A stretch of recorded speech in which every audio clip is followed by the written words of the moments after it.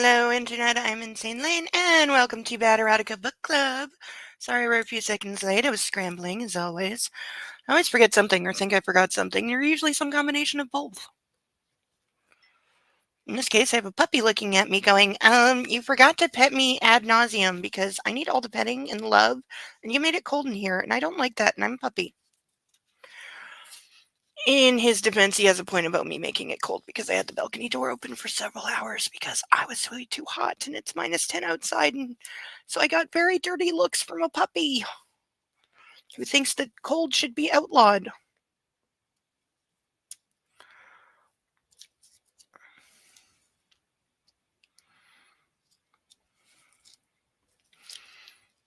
So, to recap on last week, we had Gray pretty much at his worst.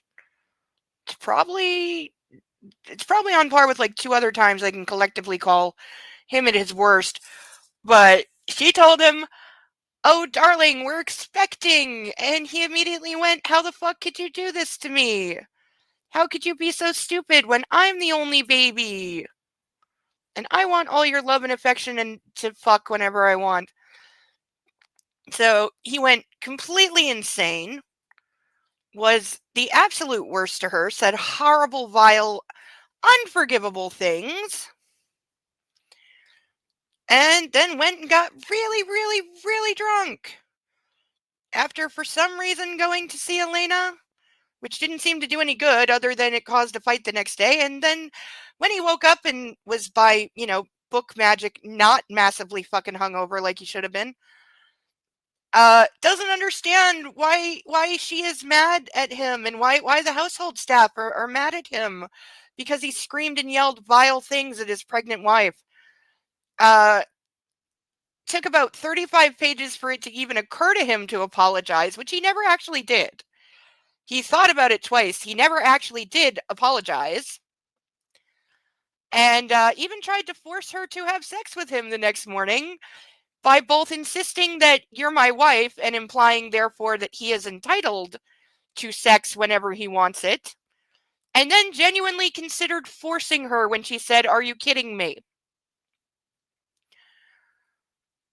So, yeah, he was an absolute bastard to everybody. He should be completely unforgivable. She should have packed a bag and left, not for the first time, but we know she's not that bright. Come on, puppy. Up, up. Yes, up. Come on. Yes, we're having an early puppy. He's been waiting. And he muted me because that's what he does. Yes, then you think you get me all to yourself. Yes, because you don't like it. When I talk to the screen, he's even worse when I'm talking to a person. Like if I'm like in a meeting or like talking to a friend on Zoom or something, he is the worst about it. He literally will sit on my chest and stick his face directly in front of my face to block my full view of the screen and block whoever I'm talking to from being able to see me. Yes, you're a jealous, sucky baby, is what I'm saying.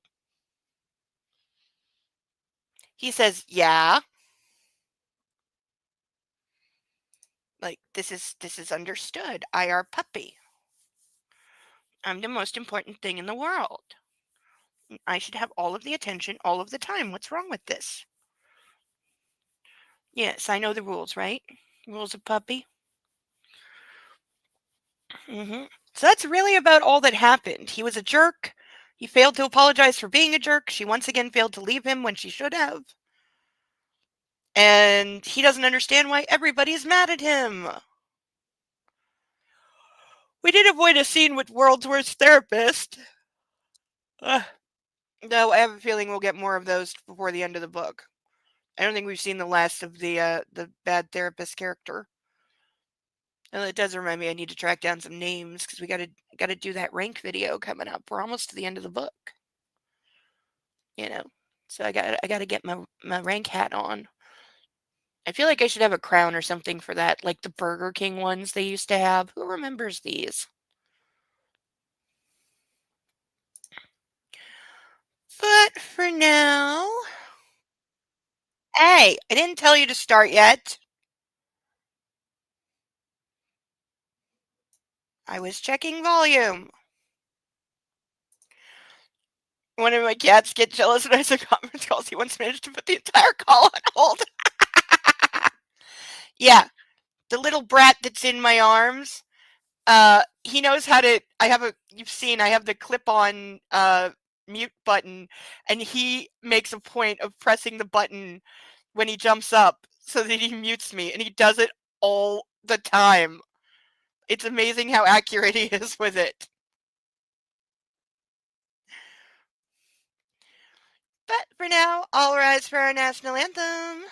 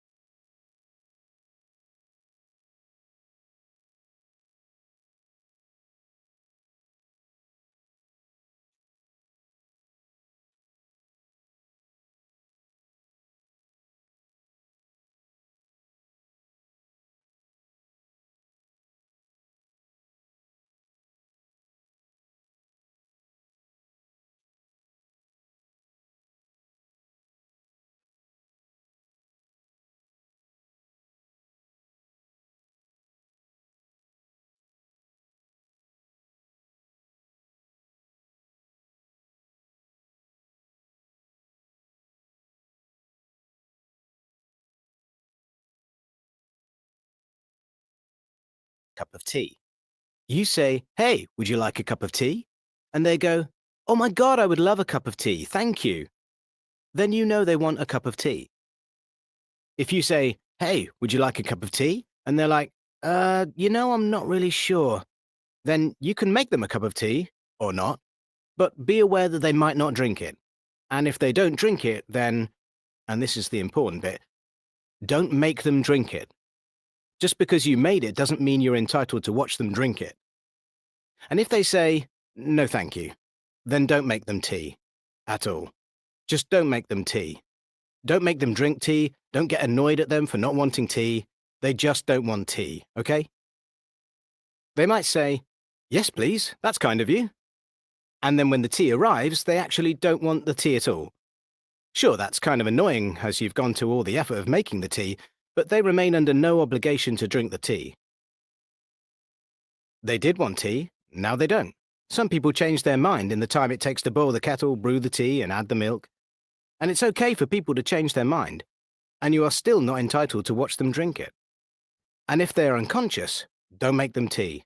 Unconscious people don't want tea, and they can't answer the question, "Do you want tea?" because they're unconscious. Okay, maybe they were conscious when you asked them if they wanted tea, and they said yes, but in the time it took you to boil the kettle or brew the tea and add the milk, they are now unconscious. You should just put the tea down, make sure the unconscious person is safe, and this is the important part again, don't make them drink the tea. They said yes then, sure, but unconscious people don't want tea. If someone said yes to tea, started drinking it, and then passed out before they'd finished it, don't keep on pouring it down their throat. Take the tea away. Make sure they are safe, because unconscious people don't want tea. Trust me on this. If someone said yes to tea around your house last Saturday, that doesn't mean they want you to make them tea all the time. They don't want you to come around to their place unexpectedly and make them tea and force them to drink it, going, "But you wanted tea last week," or to wake up to find you pouring tea down their throat, going, "But you wanted tea last night." If you can understand how completely ludicrous it is to force people to have tea when they don't want tea, and you are able to understand when people don't want tea, then how hard is it to understand when it comes to sex? Whether it's tea or sex, consent is everything. And on that note, I'm going to make myself a cup of tea. Yay! Our always faithful song. I don't know why it didn't pick up the sound the first time. StreamYards, though, has been a piece of shit lately because they're modding the crap out of everything. Like, they keep adding new features, like, every freaking day that's making it very prone to crashing, by the way. I mean, it fixes itself fairly efficiently, but it's been unsteady because they keep updating and adding all these new features that nobody asked for once. And hopefully, we're only streaming in horizontal mode and not vertical mode this week because I think I figured out how to turn that off. Or at least I told it to turn it off. Whether it obeyed me, I don't know. But hopefully, it's okay because nobody wants that.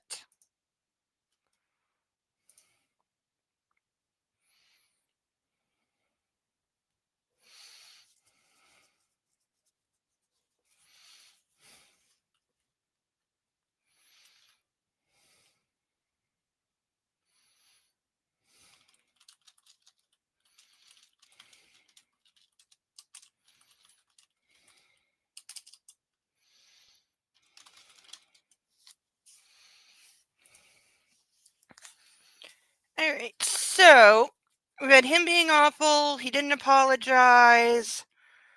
Doesn't think that he needs to apologize because it's all her fault, and she should have known how he would react to being told that she's pregnant because he didn't want that. And how dare you do something I don't want in the universe? And yet there is like zero, even in his head, there's zero like consideration of just not having the baby, which I'm sorry, at this point that's an option because she's what, maybe a month pregnant, if that. Like we don't know. She hasn't told him yet. Like we probably are never going to get an answer on that because that would make things too complicated. And this comes out of Twilight religious garbage. So no, we can't have mentioned that women have options and there's ways to stop these things, especially when it's that early. Man, I need something to hold the book down. That's not heavy enough. Okay. So, for now, though, we will, of course, introduce all of our ducks. They're all nicely lined up. We all had a pretty good week. Nobody tried to escape. This is good. So, as always, we have Ralph, Charlotte, Steve, Paddington, Caspian, Inspector Clouseau, Dumbo, Sally, Bill, Xavier, Eloise, Pongo, Mitch, Songsu, Bob with Subies, Sasha, Bartholomew, Alex, Chuckles, Melman. Chuckles, you are not looking the right way. There we go. Naruto, Jeremy DeWitt, Cinemark, Alan Tudyk, Jeeves, Playboy, Gilbert, Jethro Gilbert. Why do I always do that? It's because it's too like JG sound names. Vixen, Dennis, Rosie House, Susie, Ruffy, Russell, Mark, and Glacial. And waiting to join them, we of course have our remaining 5 random ducks for $10 donated to the link at the top of the chat that should be there. I will draw one of these ducks at random and you get to name it and it will join its brethren on their stage of proud duckness. Alternately, if you want to be a little more fancy about it, we do have a series of painted ducks. We have got 7 of these left. I'm really going to be doing more because I greatly enjoy the painting ducks and it gives better options. And I can buy cheap one-color ducks from Amazon and then paint them into whatever I want. It's definitely more cost efficient for me. Also, I've perused all the ducks on Amazon. They have the same thing roughly 4 billion times. So unless I want to spend really stupid amounts of money, and by that I mean like $65 for 4 ducks that are unique and something I don't have already, painted ducks are the way of the future. So we have Chicken Jockey Duck, Scuba Diver Ducks, Mr. Spock Duck, King Midas Duck, Orion Slave Girl Duck, Flounder Duck, and Cupid Duck, all available upon request at varying prices that I'll put in the chat in a moment, and they can join the stage. You are also allowed to name them whatever you want because they don't have preset names. For $25, we have our genuine, real police issue hand-ups with a key, with another key on a string around the monitor, because we practice safety here, and for $25, I'll put this on for half the time, or roughly 20 pages.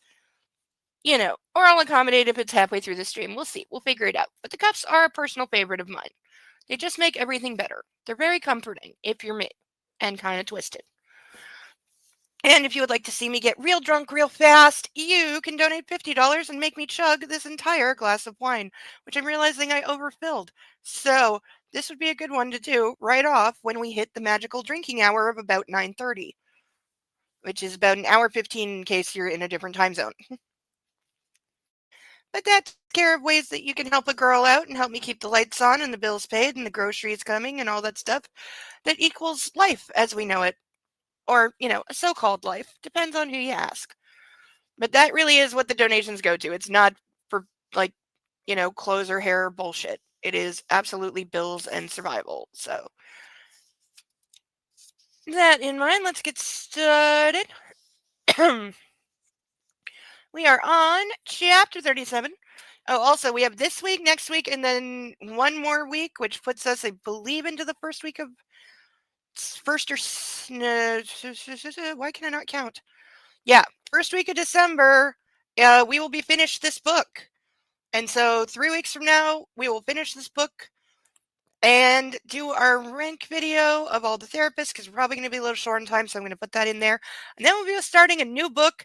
And for the first time on this channel, we'll be reading something that is not written by E.L. James because we have read everything that she has written. I should get an award. But I do have the next book picked out, and I was finally able, hopefully it'll still be there next week when I can actually order it, but I was able to find it at a not stupid price. And not from the original author. But yeah, I was able to find a used copy for an actual reasonable price because Amazon just wants way too much money. I don't know why, but books have like doubled in price over the last year. Doesn't make any sense, but I wasn't paying that much for a paperback. Not when there's 3 of them. It is another trilogy, so hopefully we survive it. I don't want to. I'm not going to name drop it yet because I don't want to. I want it to be a surprise. But we do have a theme here, so be warned. But chapter 37. Thursday, September 15th, 2011. It's 5:30 in the morning and I'm in the gym, pounding away on the treadmill. Sleep eluded me last night, and when I did drift off, I was haunted by my dreams. Anna disappearing into the garage at the Heathman without looking back at me. Anna, an enraged siren, holding a thin cane, eyes blazing, wearing nothing but expensive lingerie and leather boots. Excuse me. Her words angry like barbs. Anna lying unmoving on a sticky green rug. I shake off the last image and run harder, pushing my body to its limits. I don't want to feel anything except the pain of my burst lungs and aching legs. Why do I have to get hiccups right now? With Bloomberg's rolling business news on the TV and Pump It in my ears, no artist, so I don't know who that's by or what, I blot out the world. I blot out thoughts of my wife, sleeping soundly 2 rooms away from me. Hi, puppy. You were under your puppy bed being all cozy and a puppy. But now I'm talking to people and you're jealous. Yes, yes, I know, okay. Okay, puppy appearance coming early tonight. Come here. No, we're not playing that game. You want to cuddle? You better come up. You know the rules. Come on. Up, up. Nope. Okay. You're not getting attention then. Nope. No cuddles for you if you don't want to come up. It's Black Eyed Peas. This makes sense. Come on, you. Up, up. Come on. Up. Stop being such a suck. Come on, you. Oh, now we want up? Do you? You gonna listen? Come on. Yep. Up, up. There we go. Oh, here's a puppy. And told you, he muted me. Hello. Say hello. Okay, get all your affection. Get all the attention. Make everyone pay attention to you. Yes. Yes. Look at you. Look at you. Look at you. Look how cute this is. Look at the cute little baby. Yes. Yeah. What are we doing? What are we doing? That's what he's saying to me. He's going, what are you doing to me, Mommy? This is not how I like to be cuddled.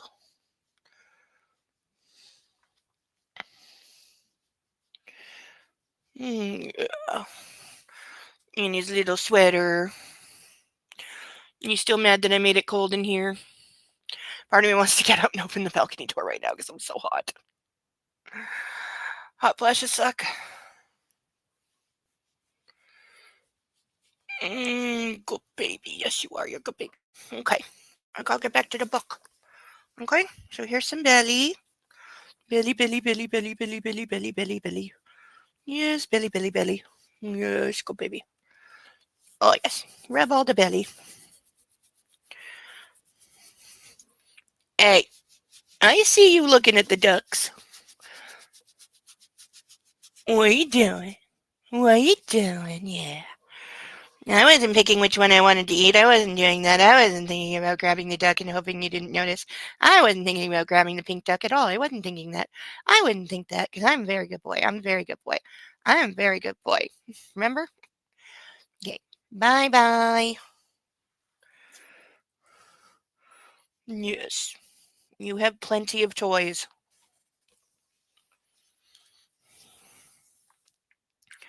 I'm sure he would disagree with that statement, but it's true.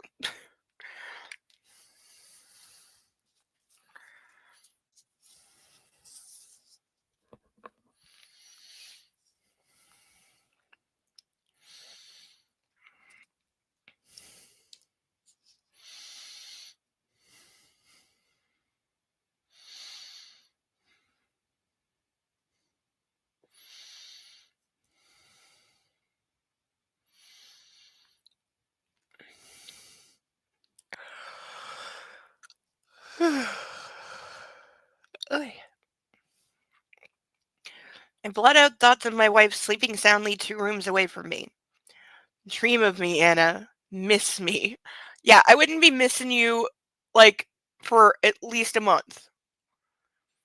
In the shower, while I hose off my workout sweat, I contemplate waking her just to say goodbye. I fly to Portland in Charlie Tango this morning, and I'd like a sweet smile to take with me. Uh, you're still deeply, deeply in the doghouse. You're lucky that, like, you're allowed in the apartment. Let her sleep, Gray. Given how pissed she is at me, there's no guarantee of a sweet smile. Yeah, now he's figuring it out. Mrs. Jones is still giving me the cold shoulder, but I grill her anyway. Did Anna eat last night? Oh, he's got to stop. She did. Mrs. Jones's attention is on the omelet she's preparing for me. I think that's all the information I'm going to get this morning. I sip my coffee and sulk, feeling 50 shades of miserable. So tempted to put that on the burn list. In the car on the way to Boeing Field, I write an email to Anna. Keep it factual, Gray. Great. So now he's emailing her. And yes, cerebellum is correct. Do not wake up a sleeping pregnant lady. Like, no. Just all of the no. Don't do it. Unless you want to die.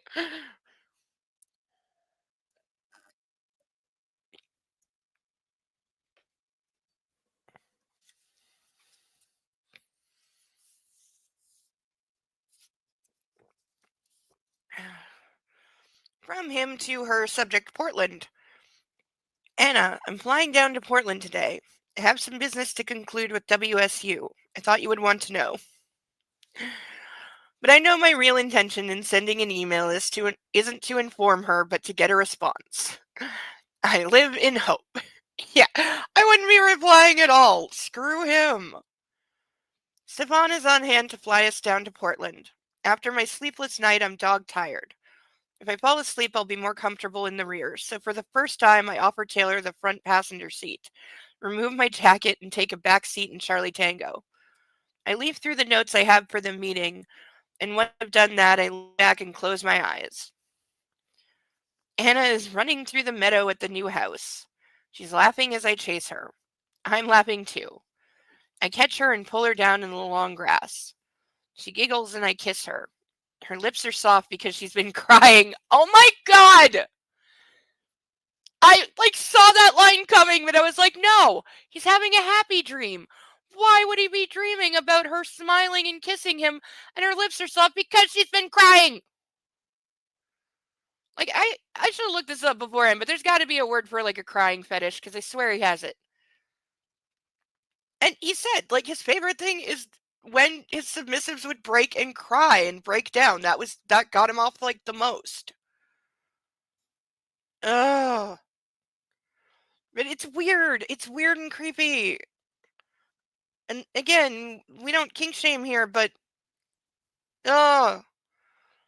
It's because he's, like, so creepy and disgusting. That's why it's like, ugh. No, don't cry, baby. Don't cry. Please don't cry. She closes her eyes. She sleeps. She won't wake. Anna. Anna. She's lying on a thread-worn rug. Pale, unmoving. Anna. Wake up, Anna. Gasping, I wake and I'm momentarily disoriented. Wait, I'm in Charlie Tango, and we've just landed in Portland.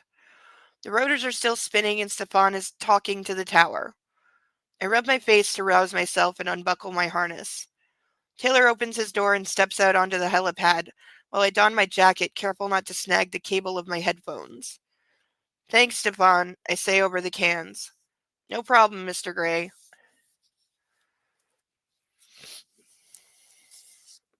We should be back around 1 this afternoon. Dacrophilia? Nice.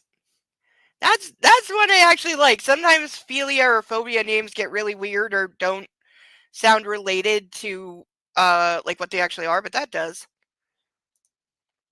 I learned a new one last night. I was watching Called a Midwife and they referenced something that I knew this existed because I've known people um with it, but I didn't know it had a name.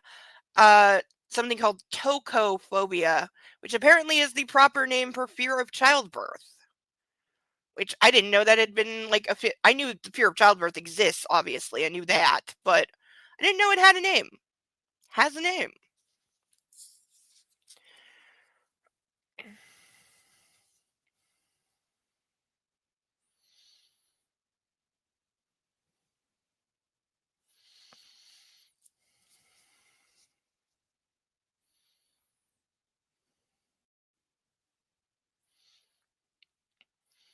Uh,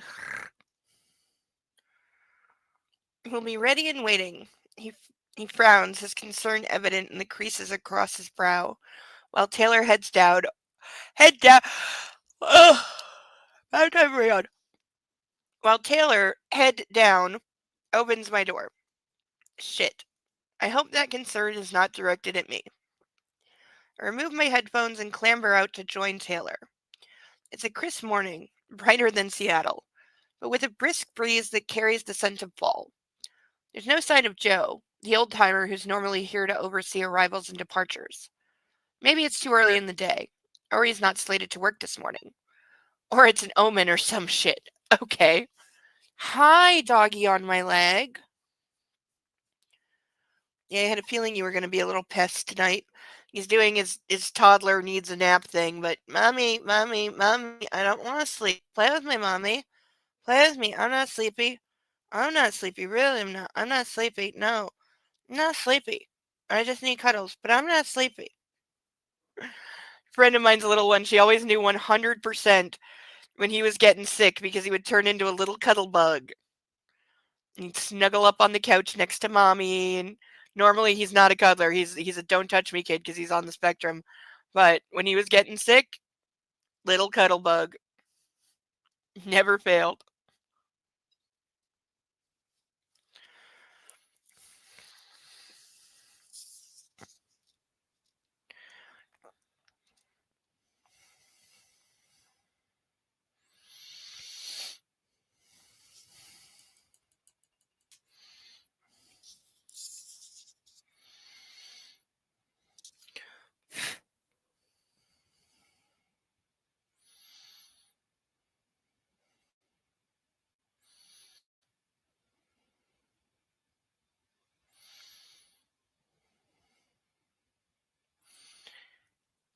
Eh, for fuck's sakes, Gray, pull yourself together.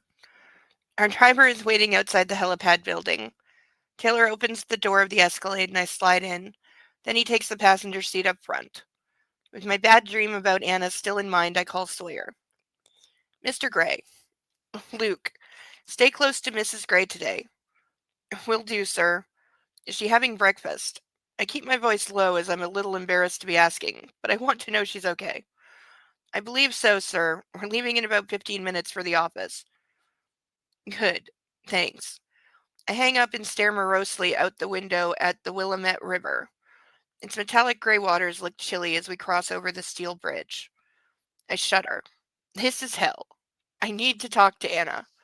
We can't go on like this. Okay, dude, you've been fighting for well, they've been fighting their entire relationship, but she's been ignoring you for less than an entire day. Maybe grow up a little bit. Couples fight. And then you know what they do? They talk and they fix it because they actually come to a fucking resolution, which we know this guy never does because all they ever do is they fight and then they fuck and they never resolve the fight, and that's the problem. So, you know, plus, he's still not taking any kind of accountability for his disgusting actions. All right, come on, up, up. Yes, come on. All right. Oh,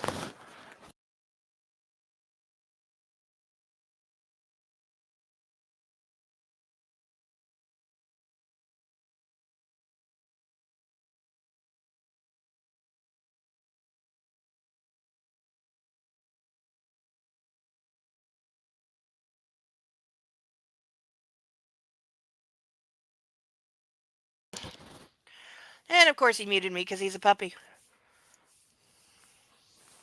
Yes, you're a puppy. No, we're not doing the sleeping on mommy thing. I realize that you want to. I know you very much want to. I know. No, you want to sleep on mommy. I know.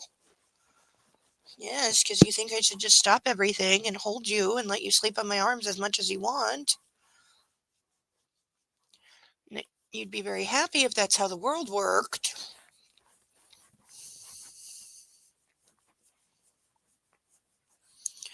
Okay? I know. Yeah, you snuggling in is not going to make me keep you in my arms any longer. Yes, I know. I know. I know.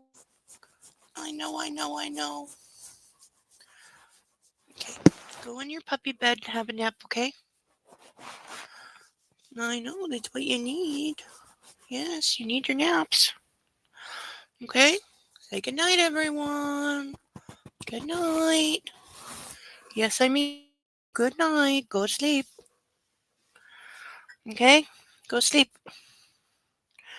Good boy. You go sleep, okay? Freaking game I'm trying to cheat at keeps resetting. Because I can multitask. No stupid volume. Outside button phone controls.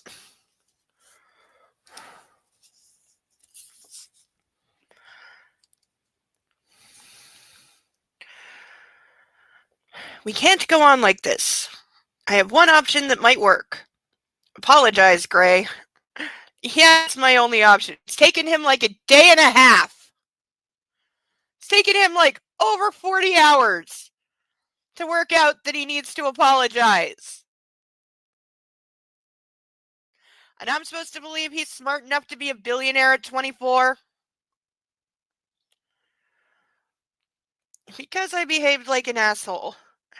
And his words come back to me. You need to grow up and smell the fucking coffee and stop behaving like a petulant adolescent. Mm-hmm. She finally let him have it and he fucking deserved it.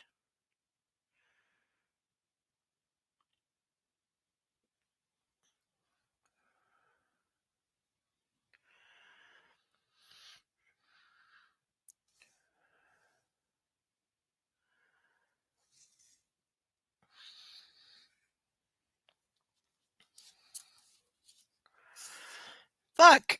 She's not wrong. No, she's not. Now is not the time. I have to help the WSU Environmental Science Department nail additional funding from the USDA. It's vital to progress the work that Professor Gravitt and her team are undertaking in soil technology. Again, why is any of this here? I don't need to know any of this. Like, seriously, it's always been a weird thing to be in what's supposed to be like an erotica novel. Her work is reaping huge benefits in our test sites in Ghana. This is a game changer. Soil could be a key initiative not only in feeding the planet and alleviating food insecurity and poverty, but also through carbon sequestration, reversing climate change. From my briefcase, I pull out my notes and scan them once more. This is such a weird topic to have in this book. Like, I swear, it all feels copy pasted from somewhere else, or like it was supposed to promote something and then it just didn't. Like, there was supposed to be some kind of tie in that didn't happen. You know, like infamously, the Charlie and the Chocolate Factory, the movie was made to be a commercial.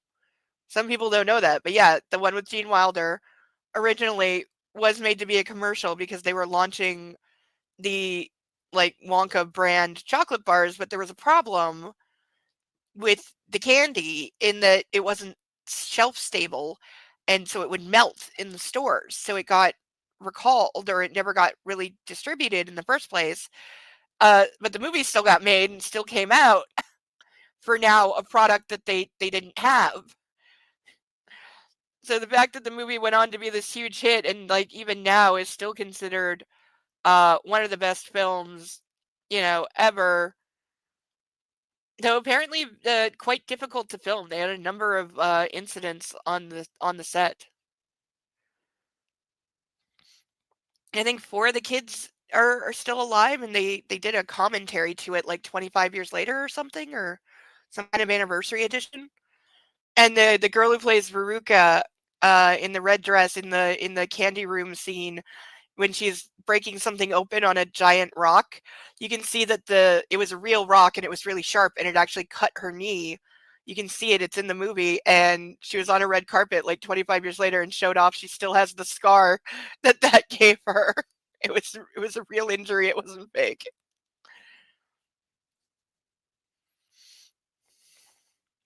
No, she did say at the time she was just so excited to be in the room because none of the kids had ever seen the candy room, so their reaction walking in was genuine. They'd never seen it. And so she said they're all just so excited and like so hyped up on sugar she didn't even notice.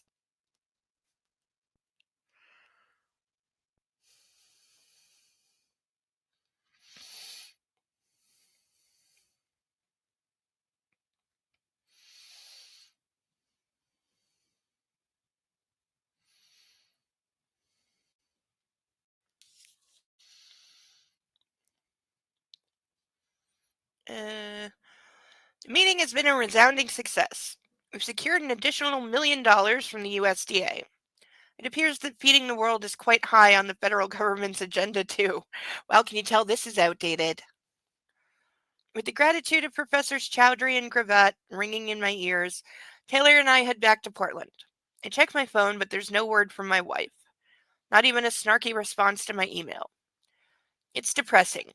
I'm anxious to get home and find some way to smooth her ruffled feathers. If I can. Well, stop being a jerk.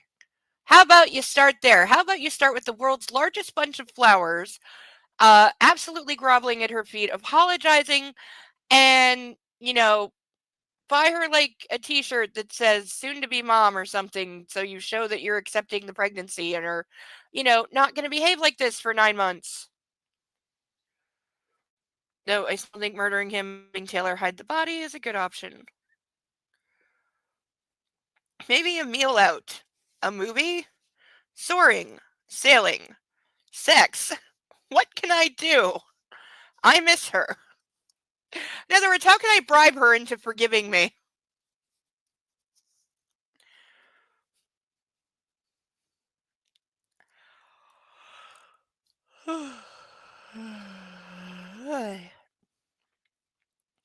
The Escalade parks outside the helipad building as Taylor makes a call. Sawyer, I read your text, he mutters, and he has my full attention. Text? Is Anna okay? He frowns as he listens. Copy. Taylor's eyes meet mine. I see. Hold on. He says to Luke and then addresses me. Mrs. Gray is feeling unwell. Sawyer's taking her back to the apartment. Is it serious? No reason to think so. Okay, we'll fly straight to Escala. Yes, sir. Sawyer, we're leaving shortly. We'll divert directly to Escala, land there. I think there's still what's the flight time? Probably 2.5 hours or something? No, might be shorter than that, because, I don't know. I know we looked it up once, but I don't remember flight time from Portland to Seattle. It's probably not that far, because if it's they said it's a 3 to 4 hour drive, so what's that, an hour flying? I don't know. I've only flown once, so I don't have the maths in my head. Keep her safe, I shout loud enough for Sawyer to hear. Yes, because he's magically a doctor also and can totally just, yeah. Uh-huh. You heard Mr. Gray. Text me if the situation changes. Taylor hangs up. With a renewed sense of urgency, Taylor and I enter the building, and I'm pleased the elevator is waiting for us. I hope Anna's okay. And the baby. Maybe I should call my mom and ask her to go over and check on Anna. Yeah, that's not overreacting at all. Or Dr. Green.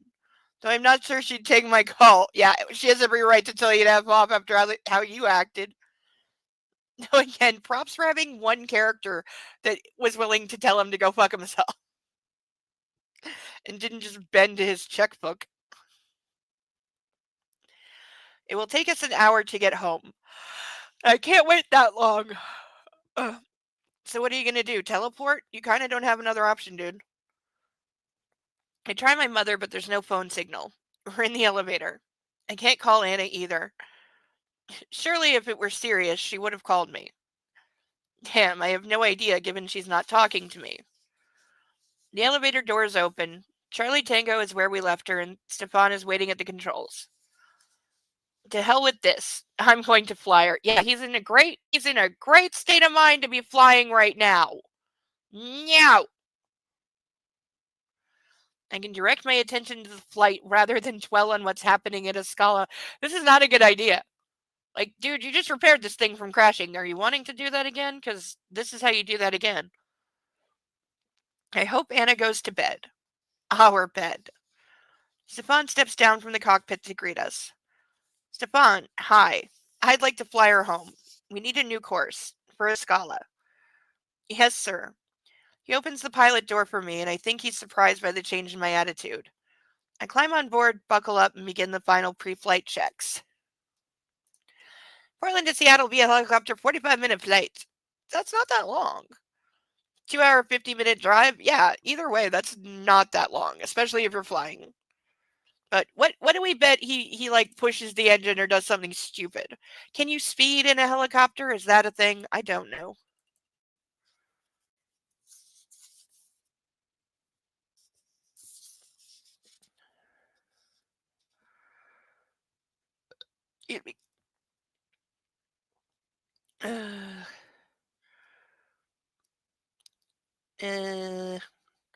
All checks done? I ask Stefan as he takes the seat beside me.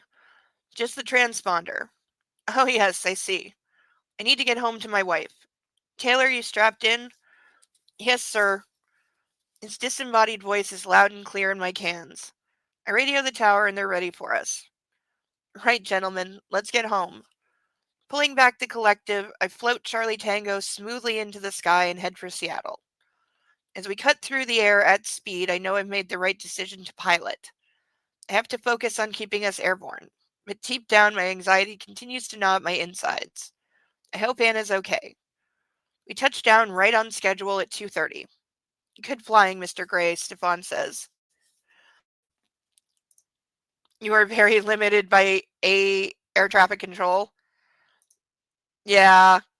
So I guess it makes sense there would be speed limits because, you have to be trackable. If you're going too fast, you're definitely pushing your engines, which could be bad.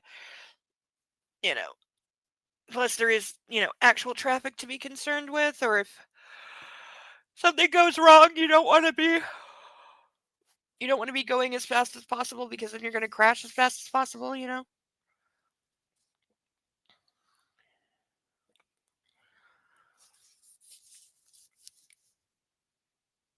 Wait, did I skip a page? I might have. Nope. Okay, we're good. Enjoy taking her back to Boeing Field. Will do, he grins. I unbuckle my harness, switch on my phone, and follow Taylor out onto a Scala's rooftop. Taylor frowns down at his phone, and I halt as he listens to a message. It's from Sawyer. Miss Gray is at the bank. Oh, is this the... Oh, we're in the middle of the kidnapping plot, and yeah. Wait, I thought that was the end of the book. There's still like 120 pages left. I'm not losing my mind completely, am I? No, there is. There is 120 pages left.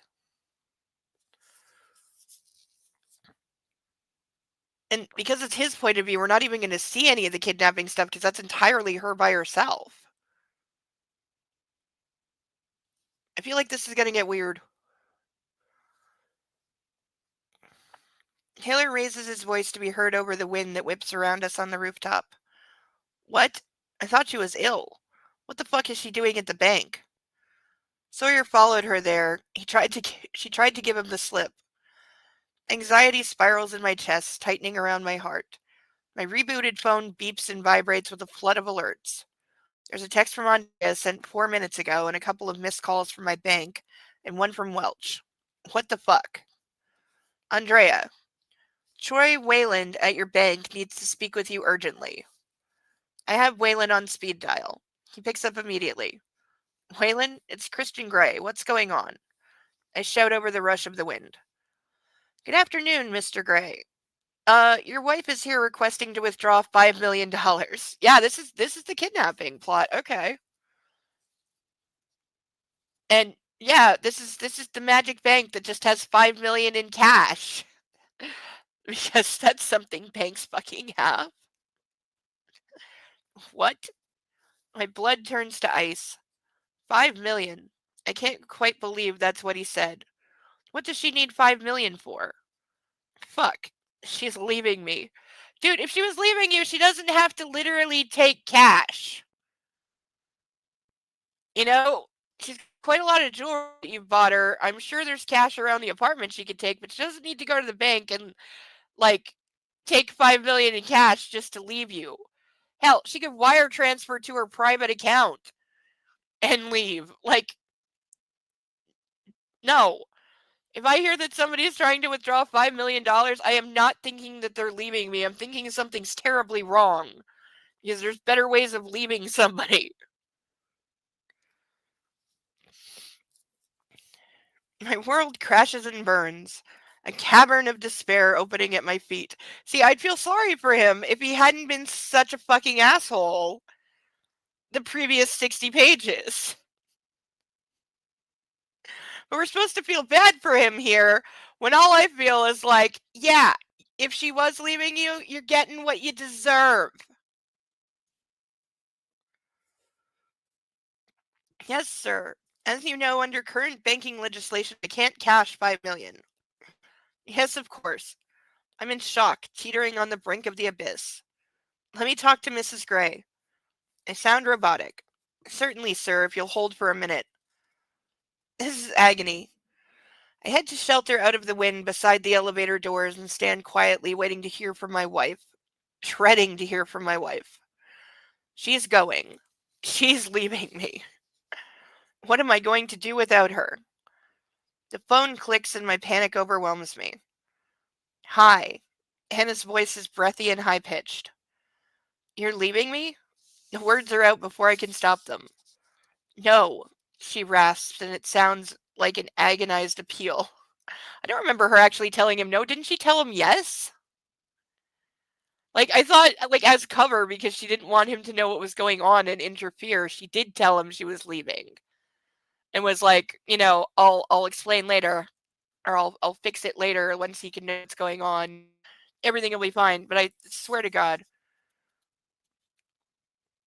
Oh, thank fuck. But my relief is short-lived. Yes, she whispers, as if she's just made her decision. What? Anna, I don't know what to say. I want to beg her to stay. Christian, please don't. You're going? You're really going? Yes. No, no, no. I'm free falling, tumbling down into the abyss. Falling, falling, falling. Reaching out, I slam my hand on the wall to support myself. The pain is visceral. Yeah, you deserve all of it.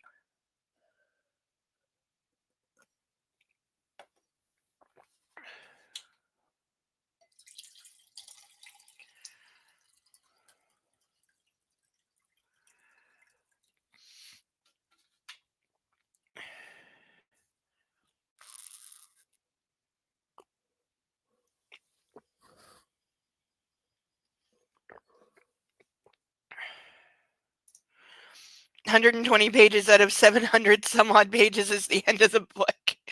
This is true. Sasha's whining. I can assume it's because of how insufferable these characters are. Aww. Hi, Persnickety. Hi, Sasha. If she needs any love or cuddles, ear scritches or belly rubs or snuggles, please give them to her from me.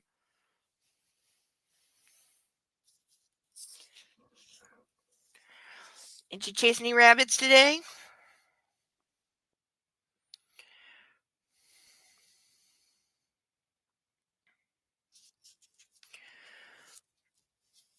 Or is she begging for dinner?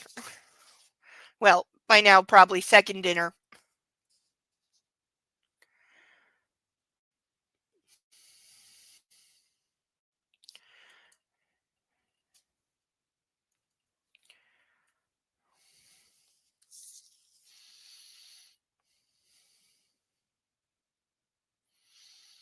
Don't leave me. Shit. Was this always going to happen? Did she ever love me? What an idiot. Was it my fucking money? Dude, she could have taken your money and bounced a long time ago. But why the cash? Was it all... But why the cash? Was it always the money? This he's actually saying to her. Which, again, should make her leave him all the more. Tell me it wasn't the money, please. The pain is indescribable. No. She sounds emphatic. Do I believe her? Is it because I saw Elena? For God's sakes. And in this moment, I don't think I could loathe Elena more. Yeah, no, it's totally your ex-mistress's fault that you went and got drunk with her after freaking out and acting like the world's most toxic asshole. Yeah. And again, she's had all the opportunity to take his money a long time ago. Not to mention, he's offered her all the money, like, several times, and she turned him down several times. So if it was the money, could have gotten there a lot faster. She got spoiled at the spa. Aww. Aww. I bet she loved that.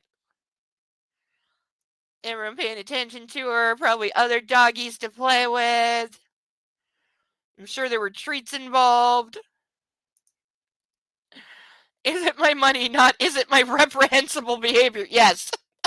No, he still has not apologized. He still is not taking responsibility or accountability for what he did. Now he's just mad that she's leaving and is going like, "Oh, it wasn't the money." And like, no, you fuck. Again, we're supposed to believe he's smart enough to run a international billion-dollar company. I am struggling with that belief.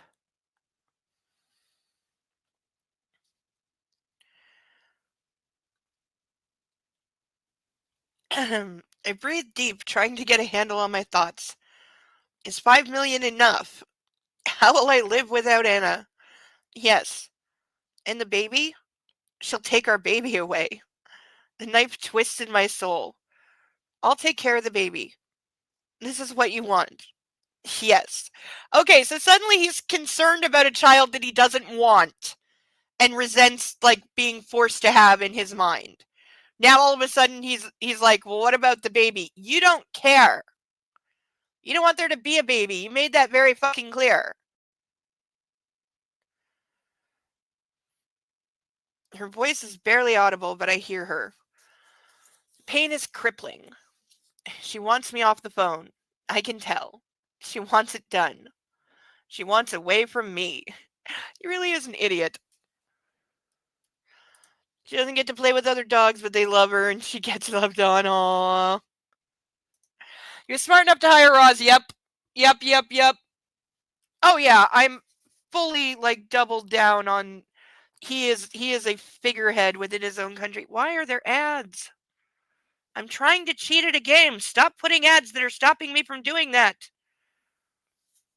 Now it's resetting again. Bitch. Ugh. If phone games were hackable, it'd be so much easier.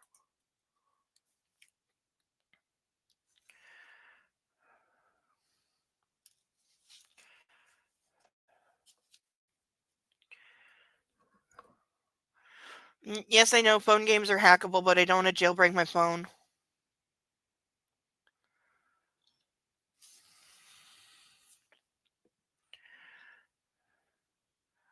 Okay, why is this thing on overload? Like, I need to yell at the game devs on this game because it is not calculated correctly. It can't tell time when it's off. And for a real-time game, that's a problem. Because I lost like 20,000 on resources this morning without an explanation, which sucks.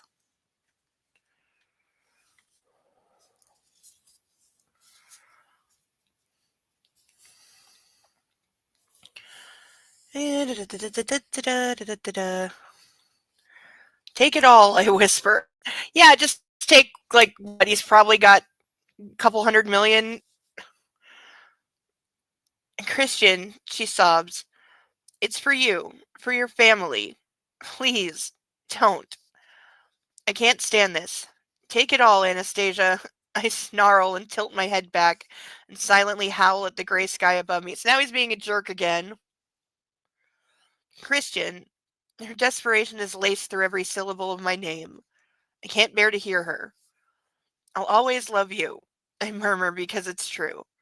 They're the last words of a condemned man. I hang up and take a deep, steadying breath, feeling hollow. Nothing more than a husk. I told her that once, in a shower. Then I told her I loved her. Well, you don't act like it. Like, it would totally serve him right if she did leave. That is how this should end. She takes his money and leaves.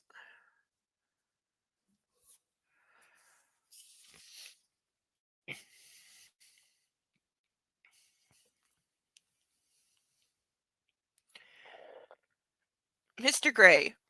Taylor's trying to attract my attention. I ignore him. I call Wayland again.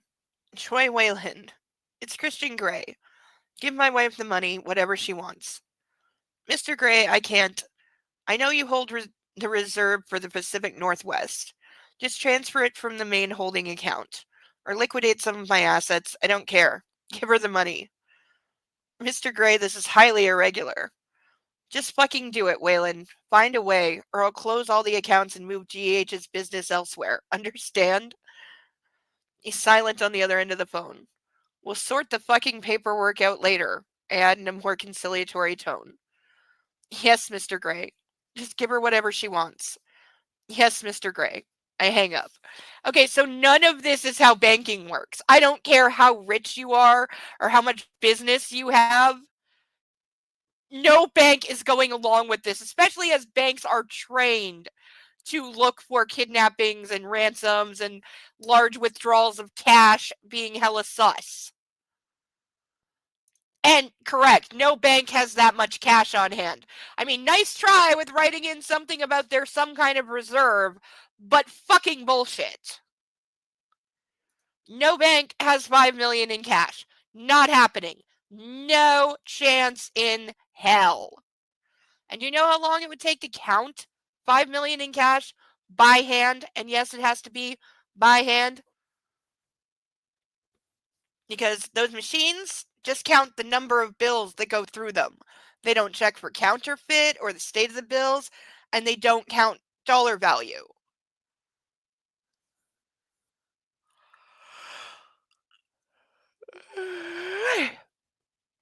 Ugh. so wishing I could drink, but it's a little too early. Why does my email think I'm searching for something? But no bank is going to hand over $5 million on the word of some asshole on the phone. I don't care who you are or how much business you do or what you're threatening. And no, you will not get the paperwork later. You will get your ass to the bank and sign everything in triplicate. And then they will probably take a few days to verify.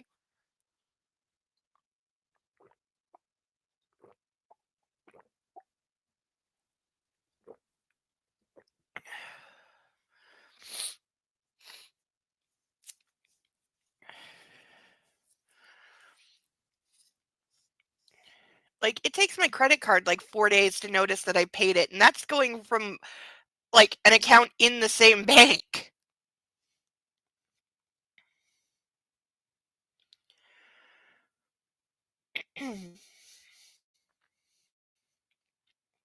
Like, there's no way this bank isn't calling the police.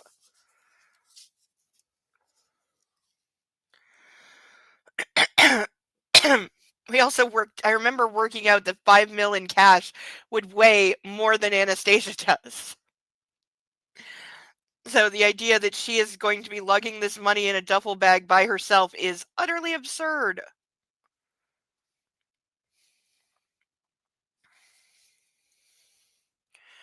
I want to cry. I want to break down here on the roof and weep. But I can't. I close my eyes and wish that I were on my own here. Mr. Gray. Taylor's voice cuts through my pain. I turn to face him and he blanches. What? I snarl. Hyde's been granted bail. He's free. So this is how we're just retconning that. You couldn't just say that he was granted bail in the first place. Like, no, he somehow magically got another bail hearing and has magically now been granted bail because we need him back for the story.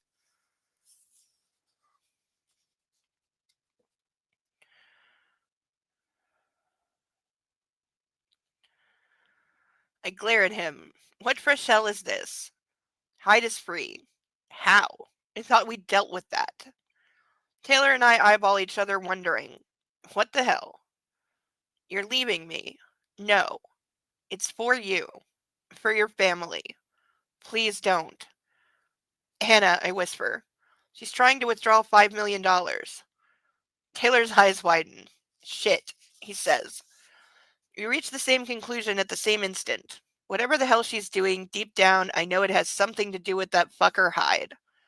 I punch the elevator button and my utter despair congeals into fear. Fear for my wife. Where's Sawyer? He's at the bank. He tracked her car. We have proof that there's tracking on her car. I mean, we knew it, but it's nice to have it confirmed.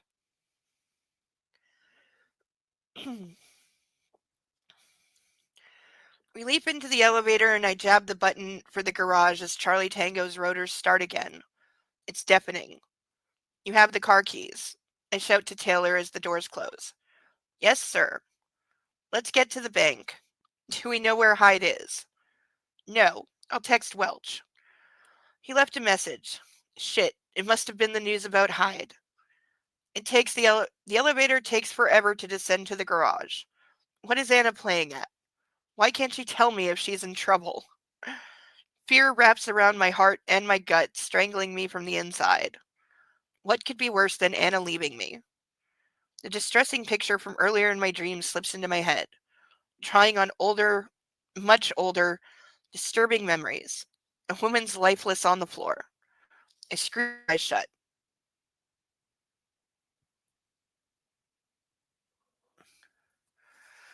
No, please no. We'll find her, Taylor says with grim determination. We have to. I'll track her cell, he states. Because, yeah. Are we at all surprised that Taylor just has this ability? No. At last the doors open and Taylor tosses me his Q7 keys. He wants me to drive? Get a grip, Gray. You have to get your wife out of this mess. Oh yes. Now we have him as the big shiny hero. The White Knight coming to the rescue of the literal damsel in distress. Perhaps that fucker is blackmailing her. Kind of on the right lines. Oh. Let's stretch. Our official stretch break.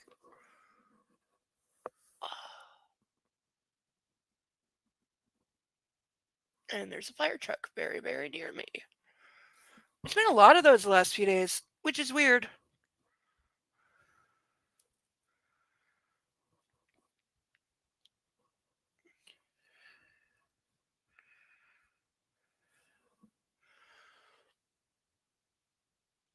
Oh. Ow.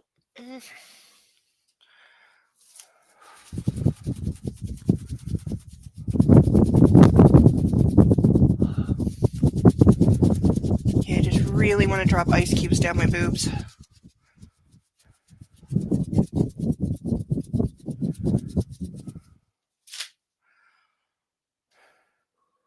might get some of those refreezable ice packs just to put under here when, hot flashes start happening. That strikes me as being a good idea. The soft, the flexi ones.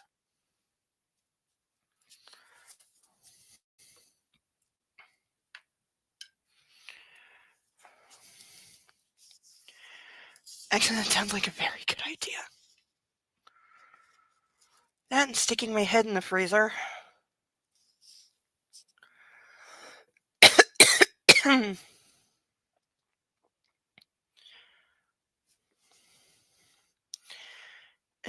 Where was I? I was on this page. How are we on page count? We're good. We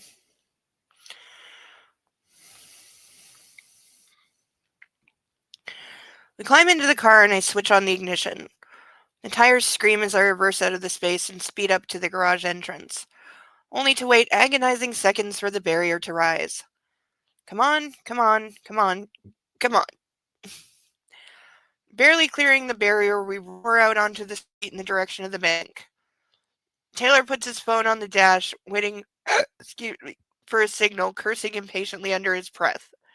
She's still at the bank, he says eventually. Good. The traffic is heavier than I expected. It's frustrating. Come on, come on, come on. Why does Anna do this?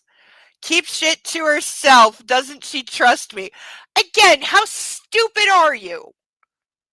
Okay, now he doesn't know this is a kidnapping plot, but he thinks it's a blackmail plot. You don't think blackmailers say things like don't tell your idiot husband or don't call the police? You don't think there's a reason that she wouldn't be telling you? God, even when you're supposed to feel sorry for him, he's still just such a fucking ass. And he's still blaming her. Somehow he's blaming her for this. He doesn't even know what this is. But he's already decided that it is somehow her fault because she didn't tell him. And we know he thinks he's a master of the universe. And in the book he is. But dude.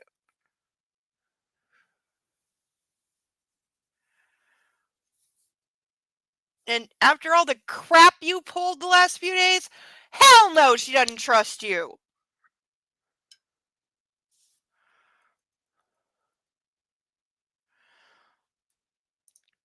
I don't know why, but the mental image of him failing at being a hero makes me smile. Yes. Oh, yes. I'm sure there's some good AI generated stuff out there that could help us.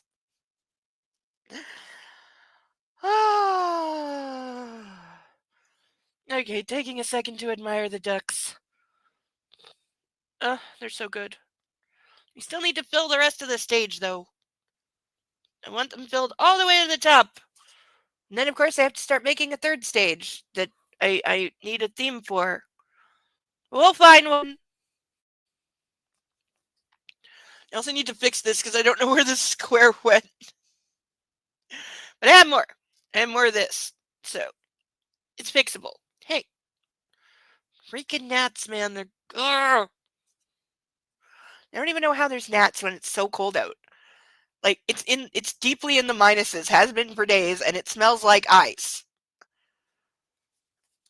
But it has smelled like snow and ice for the last 3 days and hasn't snowed, which has been very disappointing.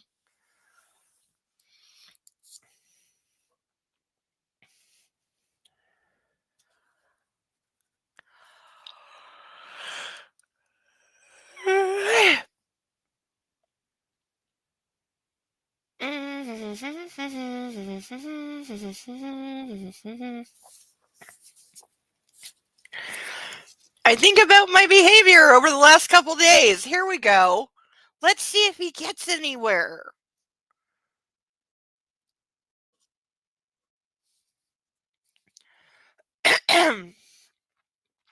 Okay, it hasn't been exemplary by any means, but she takes all this crap on her shoulders. Why can't she ask for help? You're really not getting the concept of blackmail, are you? Hannah Gray. I shout into the phone's Bluetooth system. After a few moments, her phone starts to ring. And ring, and ring. Then it goes to voicemail. My heart sinks. Hi, you've reached Anna. I can't take your call right now, but please leave a message after the beep and I'll call you right back. Christ. Anna, what the fuck is going on? I yell. It feels good to yell. I'm coming to get you. Call me, talk to me. I hang up. Really? This is how you're.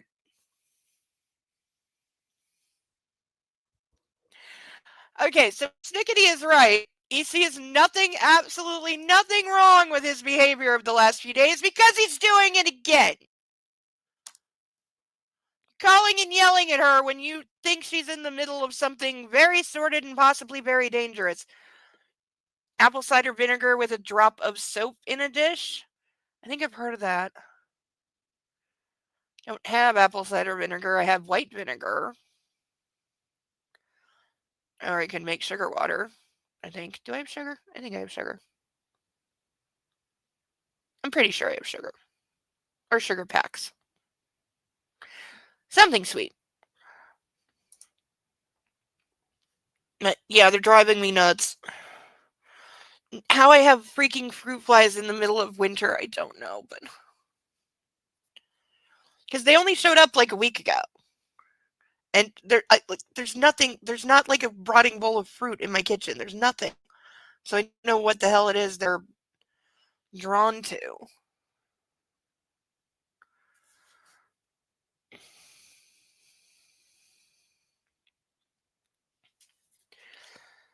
Put saran wrap over the dish with little slits in it. The flies get stuck. That's a good idea.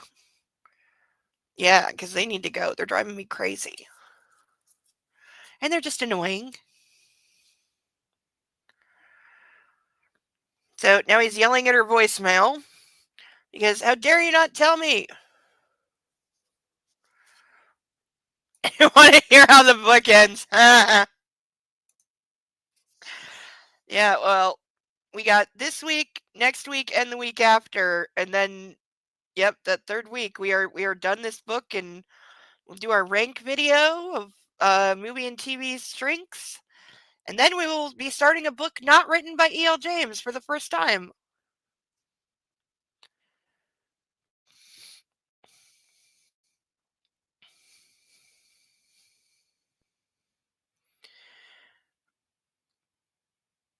She's still at the bank, Taylor says. Sawyer's still there? Yes, sir. Call Sawyer, I shout into the hands-free, and moments later his cell is ringing.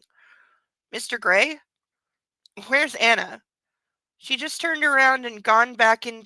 She's just turned around and gone back into one of the offices. Go get her. Sir, I'm armed. I can't go through the detectors. I'm standing by the entrance watching Anastasia, Mrs. Gray, and looking very suspicious. If I go back to the car and stow my gun, I may lose her. Fucking firearms. How the hell did she give you this slip? She's a very resourceful woman, Mr. Gray. No, she's not. You suck. Because all of his security sucks. Yeah, seriously? Yeah, all his security sucks.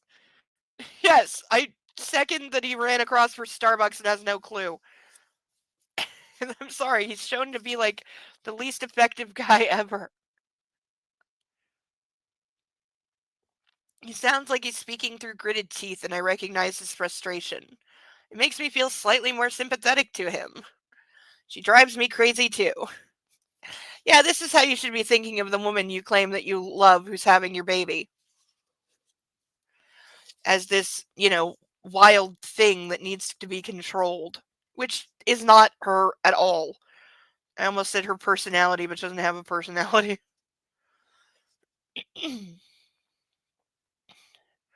I want a thorough briefing when we have her back. Jack Hyde has been granted bail, and both Taylor and I have a hunch that Anna's actions have something to do with him. Shit, Luke says. Exactly. We're about 5 minutes away. Don't let her go again, Sawyer. I hang up. Taylor and I sit in silence as I weave through traffic. What are you up to, Anastasia Gray? What am I going to do to you when I get you back? Oh my god! Wait, I'm making sure. Yeah, I was gonna cut it a little slack if it said, what am I going to do with you? But it says, what am I going to do to you? So he's already in that space. Why are there people yelling?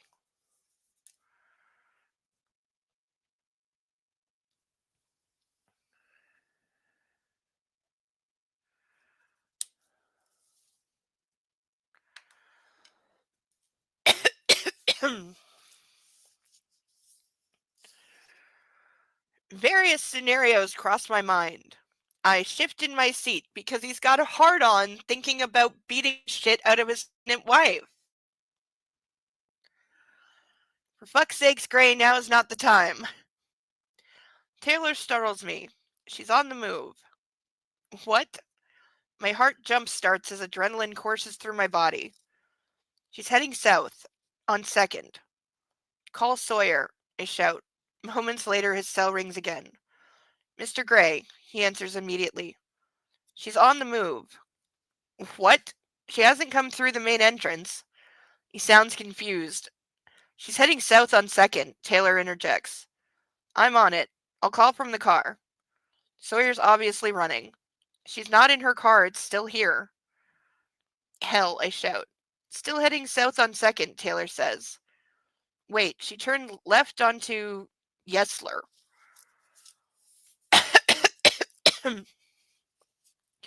Yeah, and it's great when your security not only can't enter the bank, but is unaware that there are multiple ways out of a bank, any bank. We pass my bank. There's no point stopping. That's 3 blocks, I ask him. Yes, sir. For the billionth time, I thank God Taylor's with me. He knows this city like the back of his hand, which is odd given he's from some rural town in the middle of nowhere in Texas. 3 minutes later, we're heading east on Yesler. She's still on Yesler, Taylor growls, eyes glued to his phone. She turned south onto 23rd. That's 8 blocks from here.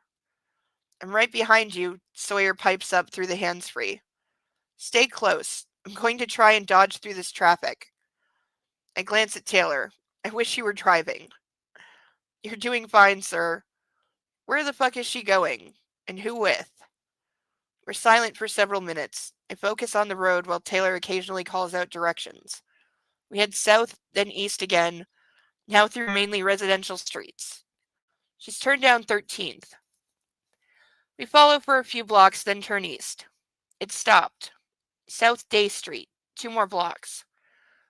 Tread sits heavy and caustic in my stomach as I race through the back streets. 3 minutes later, I swing onto South Day Street. Slow down, Taylor orders, surprising me, but I do as he says. She's here somewhere. He leans forward and we scan each side of the road. There's a row of derelict buildings on my side. His wife could be murdered at any minute and he has a hard on. That tracks. Yes, it does. Well, that's very clearly what it said. He shifted in his seat and then said, not the time. Because, yeah, he was thinking about, oh, when I drag her by her hair back to our apartment, because how dare she not tell me whatever is going on, I'm going to enjoy beating the shit out of her and violently fucking her. And, yeah. Notice he's forgotten that she's still mad.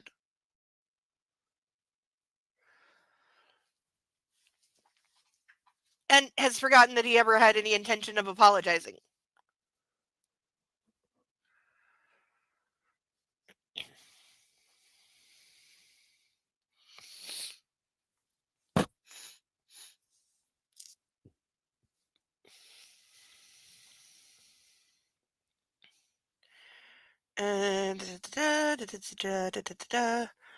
Fuck. There's a potholed parking lot where a woman is standing with her hands in the air beside a black Dodge. The Dodge. I wrench the wheel and swing into the parking lot, and there she is. On the ground, unmoving, eyes closed. Yeah, because he missed everything. Anna. My Anna. No.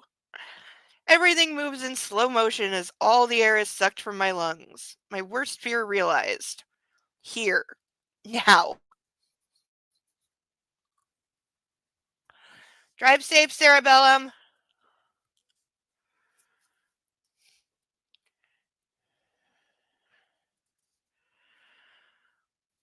Taylor is out of the car before I've screeched to a halt. I follow him, leaving the engine running. Hannah, I shout. Please, God. Please, God. Please, God.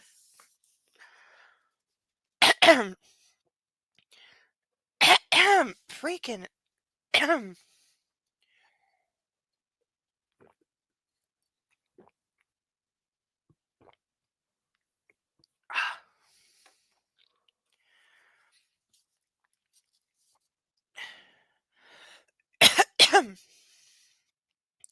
She's lifeless on the concrete. In front of her, that fucker Hyde is rolling on the ground, screaming in agony as he clutches his upper leg. Blood seeps through his fingers. The woman steps back, keeping her hand in the air as Taylor tries his gun. But it's Anna who has my whole attention. She's lying unmoving on the cold, hard ground. No. This is what I've dreaded since I met her. This moment. I kneel beside her, terrified to touch her. Taylor picks up the gun lying beside her and orders the woman to lie face down on the ground. Don't shoot me, she gibbers. Shit, that's Elizabeth Morgan from SIP. How the hell is she involved in this clusterfuck? Does anybody remember this character? Even in the movie, I didn't remember that this character existed. Because that's how fucking shitty and poorly the whole thing is telegraphed or written and not shown ever. But you would think somebody doing a movie would have had like slightly better. They changed so much. Why not, make sure we know who the accomplice is? But no, that's not. No. Don't need to know that.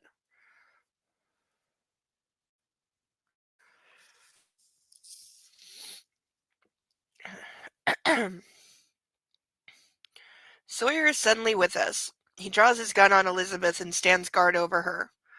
Hyde screams in agony. Help me, the bitch shot me. We ignore him. Is anyone else thinking that Gray's actual response would be to take one of the guns and just shoot Hyde in the face? Or actually, no, he would order Taylor to do it because Gray doesn't like guns and probably doesn't know how to fire one. But I'm saying, they're in a deserted area, he thinks Anastasia's dead on the ground and that Hyde did it. There's no way he's letting Hyde live. Like, there's no way Hyde leaves this parking lot alive. This is not a thing.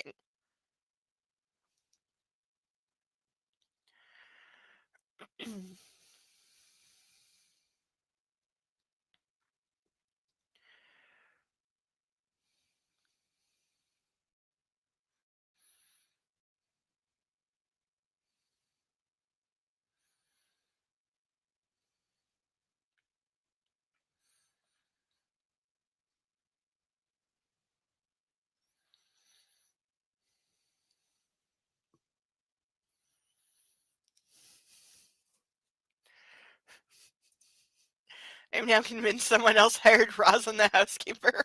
All of the people he hired are completely useless and/or kidnappers. Yes,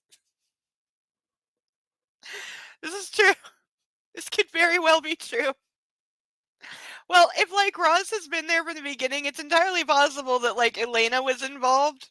We know that she is a competent business person. So, and he said, like, she helped him set up his company. So it's possible that she did the initial hiring, not Gray.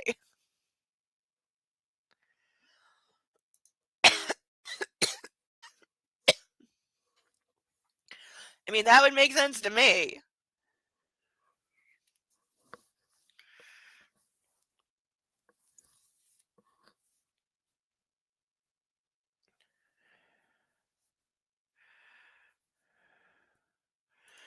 Or Roz came with a company he bought early on. Yeah, equally true. Equally possible, for sure.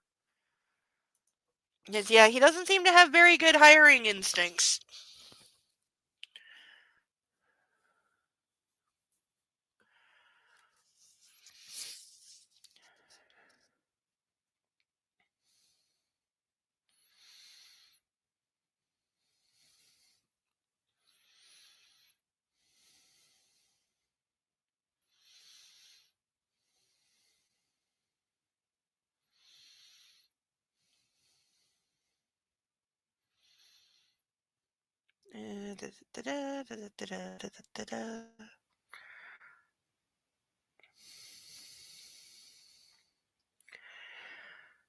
Taylor bends and checks the pulse point beneath Anna's jaw. She's alive. Strong pulse. He says, thank God. Then he barks at Sawyer. Call 911 now. Ambulance and police. And this is where they shoot Hyde in the head and say, we totally found him this way. We don't know what happened.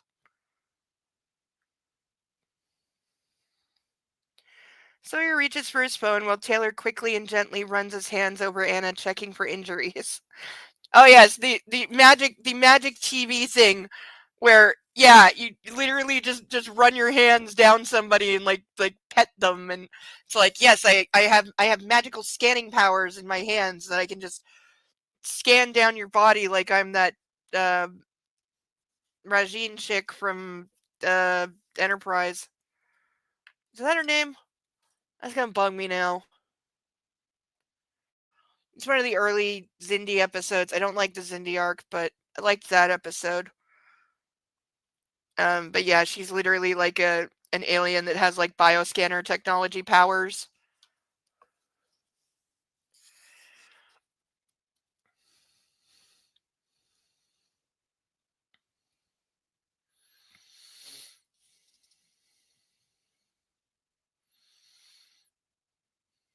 I also love that the show totally glances over that Archer literally steals her because she's like, they're at some like alien marketplace and she's like a sex slave for sale, and she runs after him and is like, take me with you, and he just does, and it's like, dude, she's somebody's property.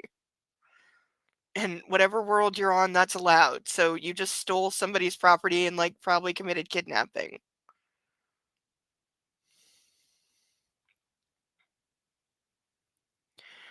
But, you know, Archer was the guy who said could do bad things because he's doing it for the right reasons. Because way too much of that show got impacted by 9/11. You know, that and the fact that it had hack morons for writers.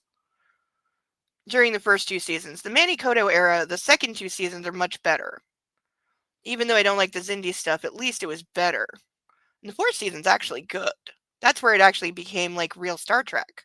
Though I argue a lot of the first season is also real Star Trek. It's just really slightly incompetently written real Star Trek. Well, it's more than a little incompetent if we get into Dear Doctor. But let's not. Because I do believe that the episode in the fourth season that is very similar was an apology for what they did in that episode. And it needed one. And we got to see Reed doing some good acting. God, he was so underused in that show.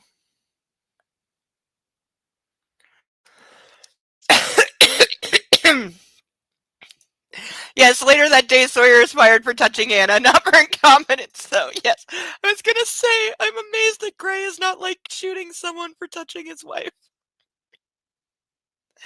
Yeah, completely. And what are we supposed to believe that like they have medical training, or like, you know, there's gonna be some background of like, oh, they were an army doctor in the Falklands or something like that. And I'm probably in the wrong decade by saying Falklands. I just picked a place. I don't know what wars happened when. This is why I never got good grades in history. Never ask me the date that anything happened, because I don't know and I will tell you wrong.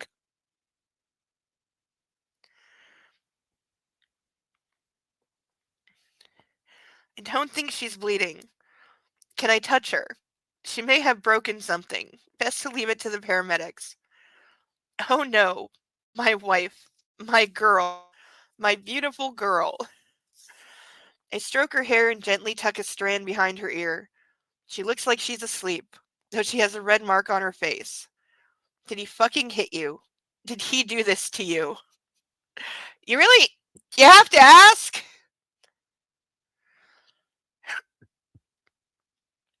I mean, dude, it's pretty obvious your wife just shot somebody.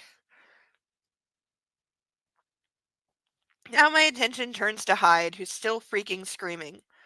A fresh shot of adrenaline-fueled rage streaks through my bloodstream. The fucker. He put his hands on my wife, and she shot him. My god, Anna shot him. I stand and move so I tower over him as he writhes on the ground. Before I know what I'm doing, I lean on the dodge, drawing back my leg and kick him with all my might in his stomach. Hard. Twice. 3 times. With all my weight behind each kick. He screams. You do this to my wife, you fucker? Yeah, never mind that he was trying to steal from you or he beat on a pregnant woman. No, it's the my wife part that he's mad at. I bellow my rage and kick him again. He drags his hands up to protect his stomach, and I stamp with all my weight on the seeping wound on his thigh. He screams again. Ay. A different, louder, feral cry of agony. Leaning down, I grab the lapels of his jacket and bounce his head off the ground. Once, twice. Okay, so instead of shooting him, he's just going to beat him to death. His eyes are wide and wild with fear as he grips my hand, smearing his blood on me. I'm going to fucking kill you, you twisted, sick motherfucker. From the far end of the tunnel, I hear voices. Mr. Gray, Mr. Gray. Christian, stop. It's Taylor. He and Sawyer are pulling me away, pulling me off the vermin that is Hyde. Taylor grabs me by both shoulders and shakes me. Christian, stop. Now. He shakes me once more. Yeah, dude, let your thugs kill him and dispose of the body, okay? That's what they're for. I blink at him and shrug him off. Don't touch me. Taylor puts himself between Hyde and me, watching me like I am unhinged, lethal, and ready to strike. Accurate? I take a breath while the murderous red mist clears. So we're going with literally seeing red. Also believable, she hit her face opening the car door, fell down, and accidentally fired the gun as she passed out. Yes, this is also perfectly believable and in keeping with her character. Yeah. Because how did they meet? She fell through an open doorway while tripping over nothing.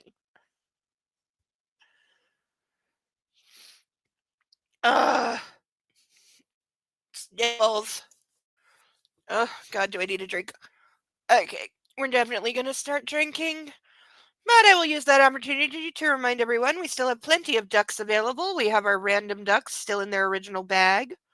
They've never been out. Those are $10. We have our painted ducks that I'm realizing I forgot to post the duck list because, duh. Okay, the people above me need to shut up so bad.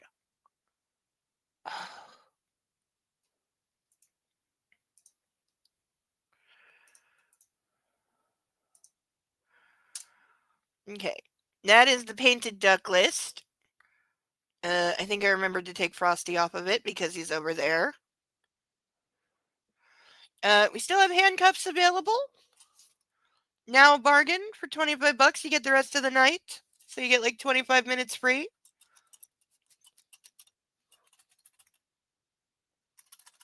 Key is in there, right?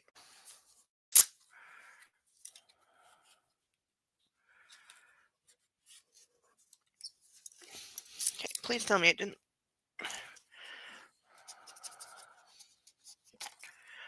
Okay, yes. Is there like a... Okay, I think it was just snagged. But yes, the key is in there. I couldn't hear it. And we still have backup key around the monitor, but I still don't want to lose one of the keys.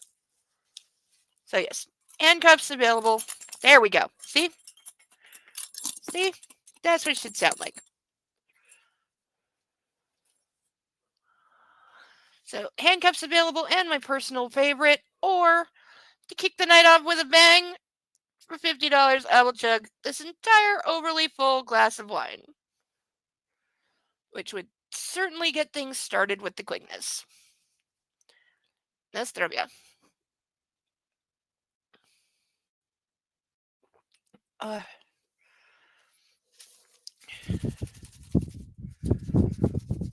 that probably wouldn't help with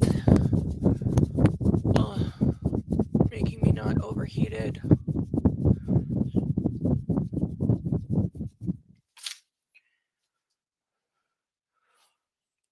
Man, if I worked at a place with a walk-in freezer, I'd be so happy.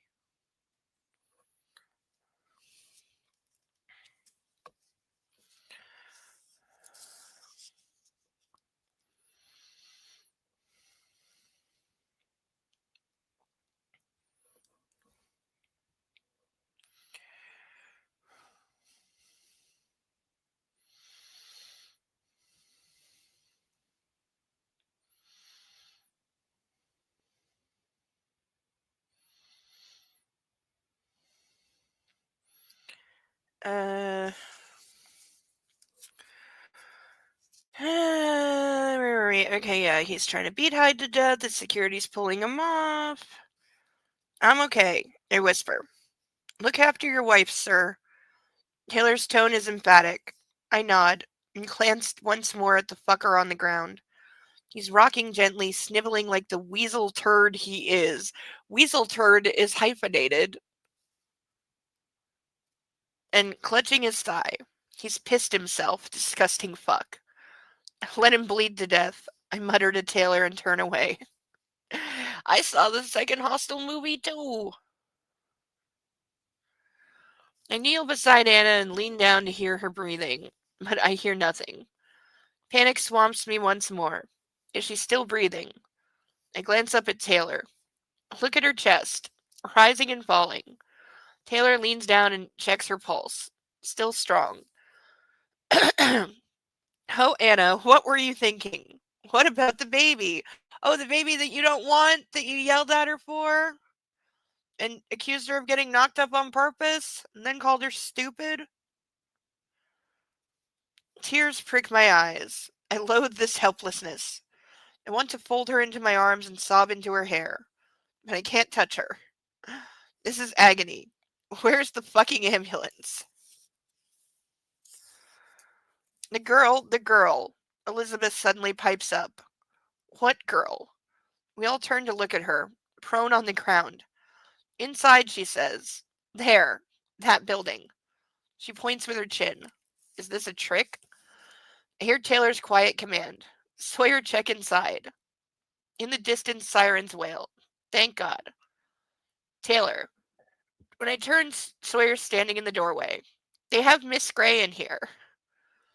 Stay here, Christian. Taylor raises a finger in warning.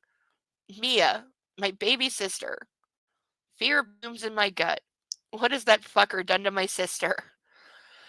I watch paralyzed as Taylor disappears into the building, Sawyer regarding him from the doorway. It's for you, for your family. Please don't. And what Anna said all becomes clear. I stare down at her and I know in this moment that she could have been murdered by the sick fuck. Bile rises in my throat and time suspends until Taylor emerges from the building. She's okay, I think. She's drugged, asleep. No obvious signs of injury or assault. She's fully clothed. I don't want to move her. We'll let paramedics do that. Mia, I asked, not quite believing the awfulness of the situation. He nods, his mouth set in a grim line. The sirens are louder. What the fuck was Hyde planning to do with my sister? He's still whimpering like a wounded dog, quieter now, and I suspect he's lost a lot of blood. I don't give a shit. I want to kill him. Slowly and painfully. But 2 ambulances, 2 police patrol vehicles, and a fire truck pull up in a blaze of flashing lights and a cacophony of sirens, shattering the peace of the neighborhood and saving Hyde's skin. Yes, another person he doesn't care about. And also, he still had security on every member of his family, remember? He never took that away. So, where is her security person, and how did she get kidnapped?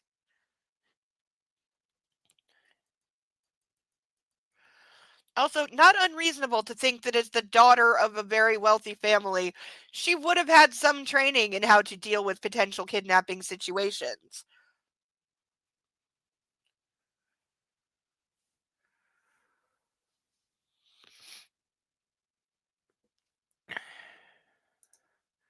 I treated Mia better than Christian treats his own wife. This is true.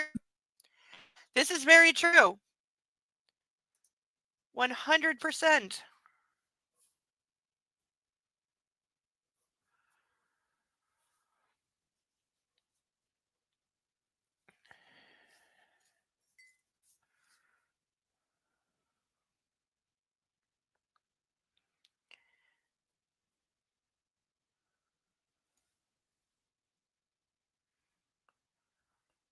Okay, stay. Sometimes if you order things to work, they do. Hmm? I think Puppy Doodles is on the couch.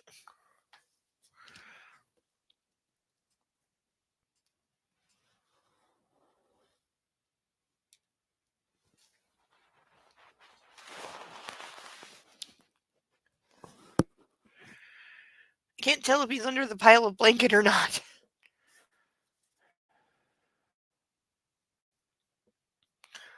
But I think he may be on the couch. Likely with his head stuck down the corner. Does Sasha ever do that? Get on the couch and then stick her head down the corner, like under the cushions? Then you just have a headless dog on the couch. Hashtag Team Hyde, but not Hyde from that 70s show, because fuck that guy. I never got into the 70s show. My mom liked it, which is weird, but I never got into it, so I really don't know anything about it. Like, I know mostly, like, who's in it, because it was very well promoted, and I remember faces, but...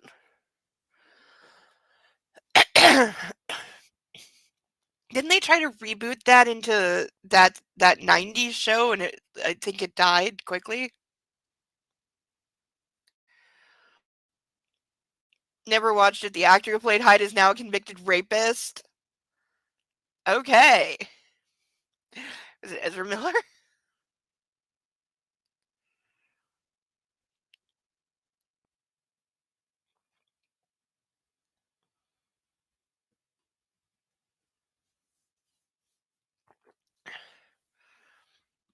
Yeah, that could be a very long list.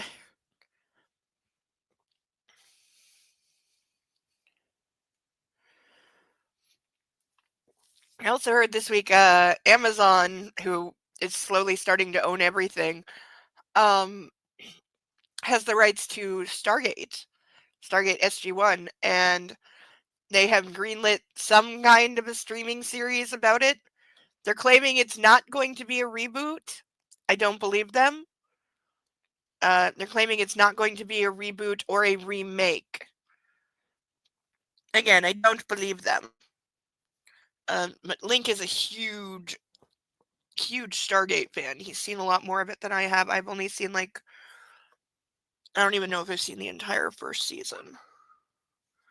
I think there's like 11 seasons of it, and a spin-off that had quite a few seasons as well, and there's movies.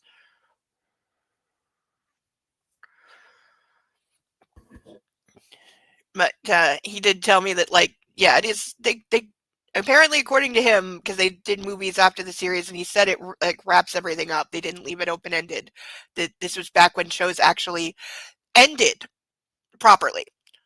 Though it didn't take us more than 5 minutes to think up a way that they could continue it.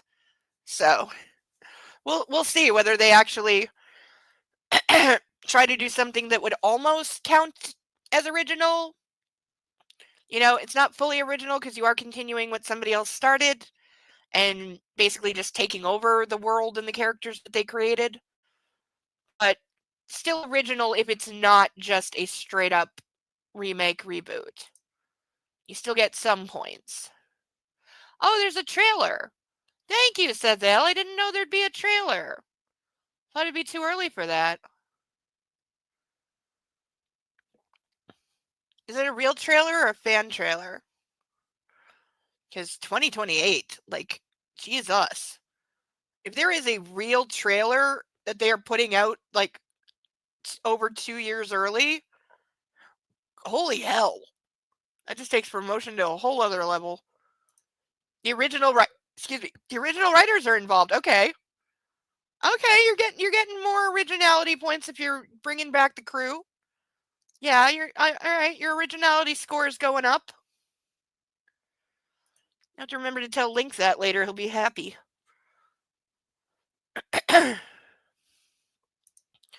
It's the producers talking the plans. Okay. Glad that they have plans. Shows, especially like complicated sci-fi shows, should be planned. Again, looking at you, Brennan Braga. Looking at the two of you for coming up with the actually very good idea of a temporal Cold War, but then being such colossal fuck ups and just lazy morons that you didn't actually plan to do anything with that, even though it was what you launched a show on. Oh, one of the most wasted concepts ever. Because great concept, great idea, but they never had a plan for it. That's why it goes nowhere and then just dies. It's like, dude, you're combining a war plot with a time travel plot. You gotta, like, pre-chart that shit. You have to know what you're doing. You have to know what episodes is going to come back in. How is it going to impact the whole season, the series? What is it leading to? Where is it going? Like, there's so many things they could have done. Instead, it's like background chatter in like 3 or 4 episodes.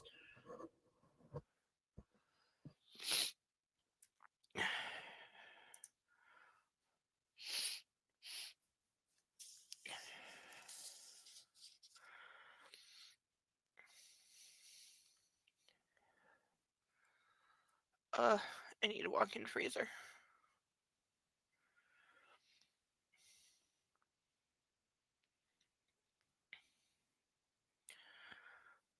I'm in a waking nightmare, sitting between Mia and Anna in the ambulance as we speed through Seattle. My head is in my hands. My heart is in my mouth.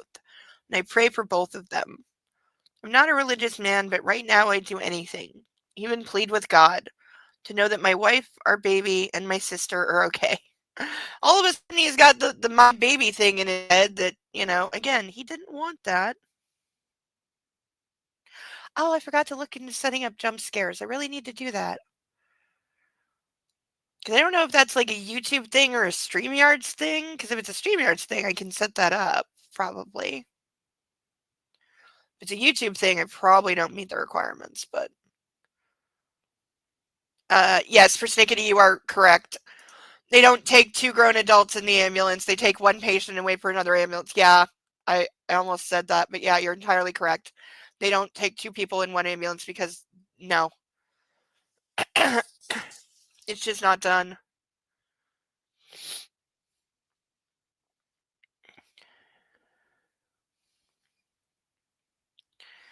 Vital signs are good, Mr. Gray, for both your wife and your sister, the paramedic says, his dark eyes full of compassion. Yeah. Also, how big is this ambulance? Because ambulances are not that big. What?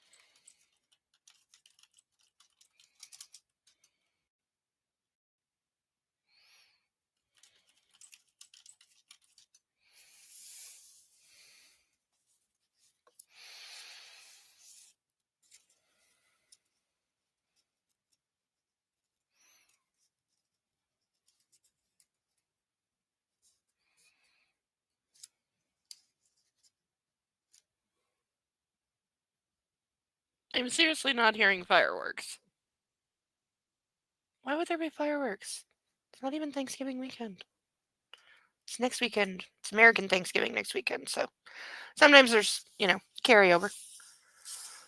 And then Black Friday, and then before you know it, it's Christmas. I should start thinking about what to get the puppy. Probably another sweater. I still haven't found his puffy jacket.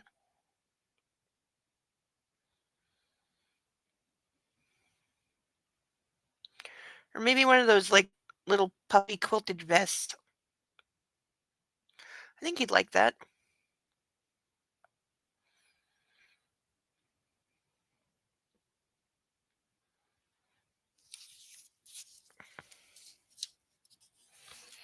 Yeah, fireworks aren't really a Thanksgiving thing. This is true, because it's usually, like, it's winter, it's cold.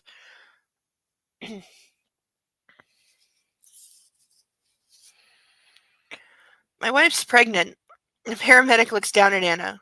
Sir, there's no obvious signs of bleeding. I pale, knowing that he's trying to reassure me, but it's not working. Why is she still unconscious? My voice is a whisper. The doctor should be able to determine that when we arrive. Mia stirs, mumbling incoherently. She's coming around. It's obvious she's been drugged, but at least she's calm. I grasp her hand and squeeze. It's okay, Mia. We're here. She mumbles something, but still, yeah, I'm definitely hearing there's like a lot of fireworks. They're not terribly close, but yeah, I can hear a series of them going off. Weird. She's coming around. It's obvious she's been drugged, but at least she's calm. I grasp her hand and squeeze. It's okay, Mia, we're here. She mumbles something, but still hasn't opened her eyes. But she squeezes my hand in return and relaxes back into what I hope is sleep. My sister, my wife, my unborn child. I should have killed Hyde when I had the chance. Impotent rage curdles in my stomach once more, and I screw up my eyes trying to dispel it. I want to weep. I want to howl to release this pain, but I can't. Hell, I'm wrung out. The last words I exchanged with Anna. You're leaving me. No. It's for you. For your family. Please don't. I told her I would always love her. At least I did that.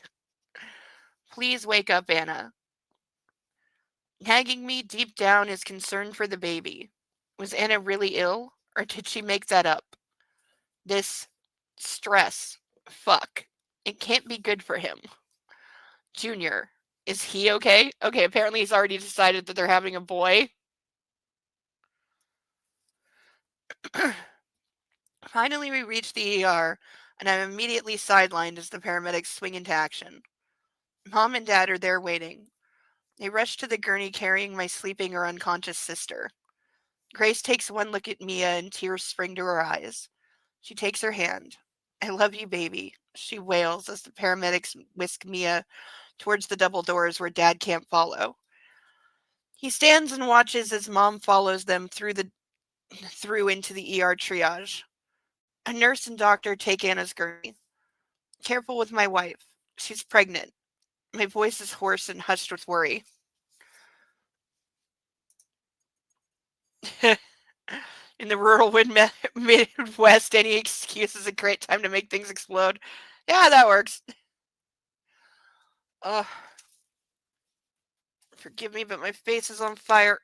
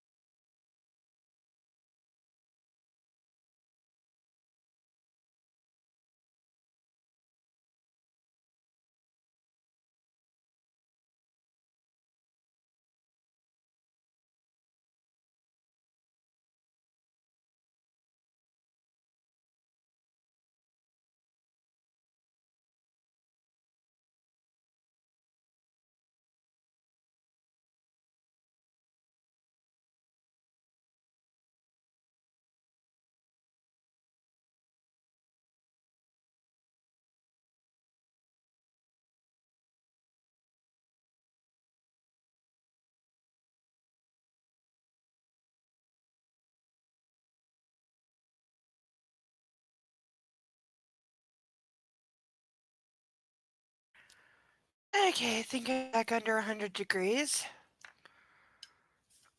Really wishing I had ice packs under my boobs.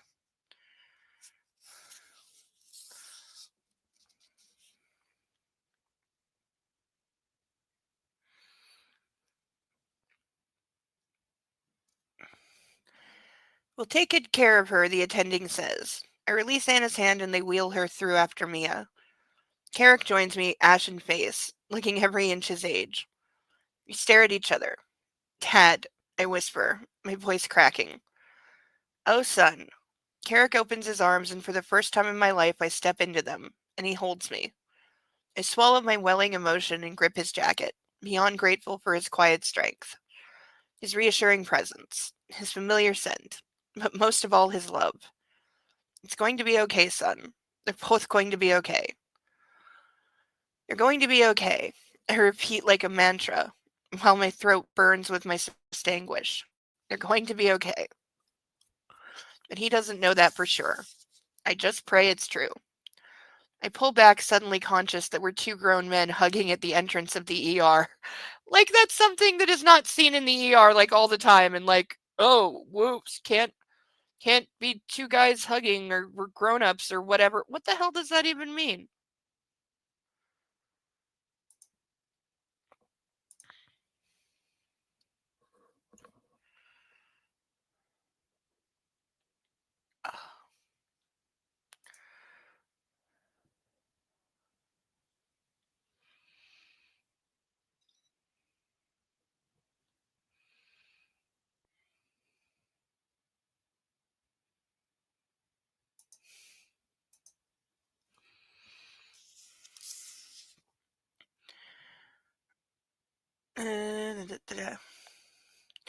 Carrick smiles and squeezes my shoulder. Let's go to the waiting room. You can tell me what's happened and we can get you cleaned up. Sure. I nod and look down at my hands. Shit, they're still stained with that cocksucker's blood. Anna is pale, except for the bruise on her cheek where the motherfucker must have hit her. Her eyes are closed as if she's merely asleep, but she's still unconscious. She looks heartbreakingly young and small. Numerous tubes wind into and out of her body. My heart clenches and twists in fear, but Dr. Bartley is calm as she looks down at my broken wife. Again, we're supposed to feel very sorry for him right now, and I do not at all. Her ribs are bruised, Mr. Cray, and she has a hairline fracture to her skull, but her vital signs are stable and strong. Why is she still unconscious? Mrs. Gray has had a major contusion to her head, but her brain activity is normal, and she has no cerebral swelling. She'll wake when she's ready. Just give her some time.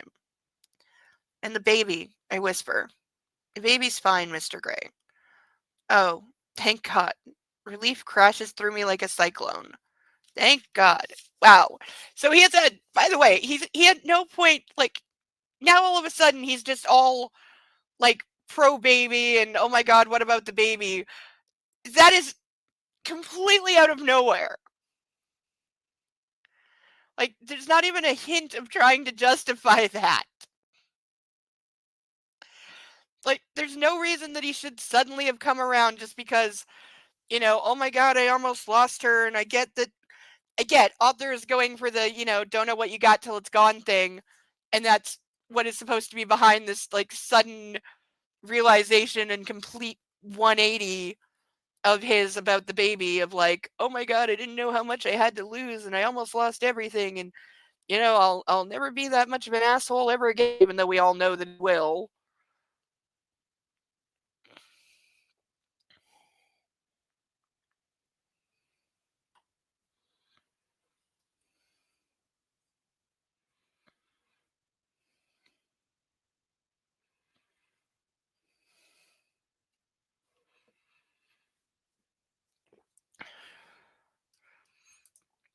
Yeah, right?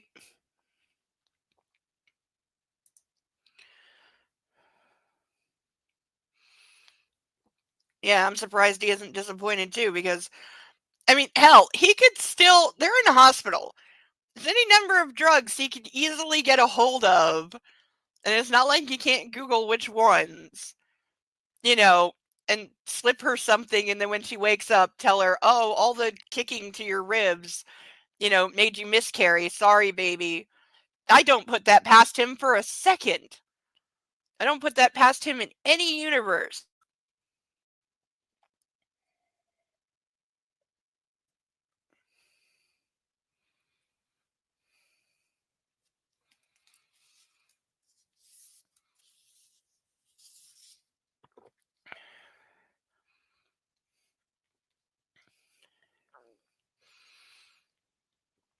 Mr. Gray, do you have any further questions? Can she hear me? Dr. Bartley. I'm not sure. I'm gonna screw up this name, but who cares? It's never gonna be mentioned again. Dr. Bartley's smile is benign. Who knows? If she can, I'm sure she'd love to hear your voice. I'm not so sure. She'll be mad. I thought she was leaving me. My colleague Dr. Singh will in on your wife later. Thank you, I mutter, and she leaves. Pulling up a chair, I sit down beside Anna. Tenderly, I take her hand, glad to find it's warm. I squeeze it gently, hoping to rouse her. Wake up, please, I whisper. Be mad at me, but be awake, please. Leaning forward, I brush my lips against her knuckles. I'm sorry. Sorry for everything. Please wake up. Wow, he finally apologizes when she's unconscious.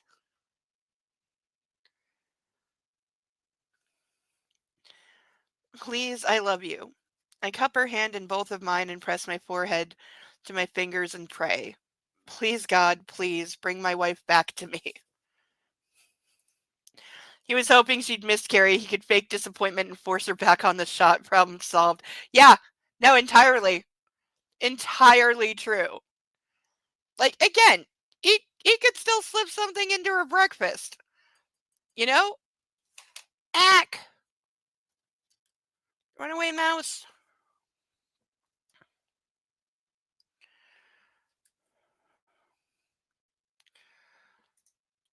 Better than the runaway duck.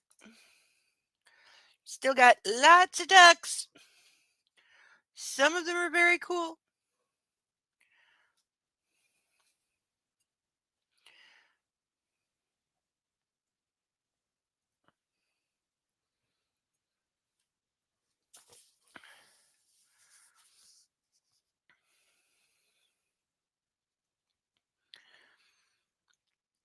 Anna sleeps. Her room shrouded in darkness, save for the pool of light from her bedside lamp and the faint illumination from beneath the door. Using my jacket as a blanket, I doze in my chair, fighting sleep. I want to be awake when she comes back to me. The door opens, rousing me, and Grace enters. Hello, darling, she whispers, her face pale, devoid of makeup. She looks as tired and drained as I feel. Mom, I'm too weary to stand. I'm just checking in, as I'm leaving to get some sleep. Carrick is here to watch over Mia.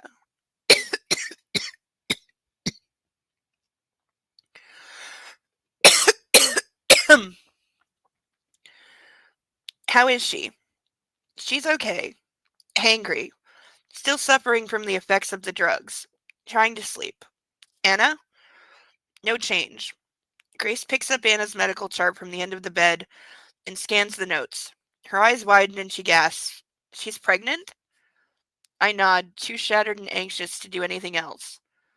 Oh, Christian, that's wonderful news. Congratulations. She steps forward and grasps my shoulder. Thanks, Mom. It's early days. I think. Yeah, way to hedge there. Nice. That's nice.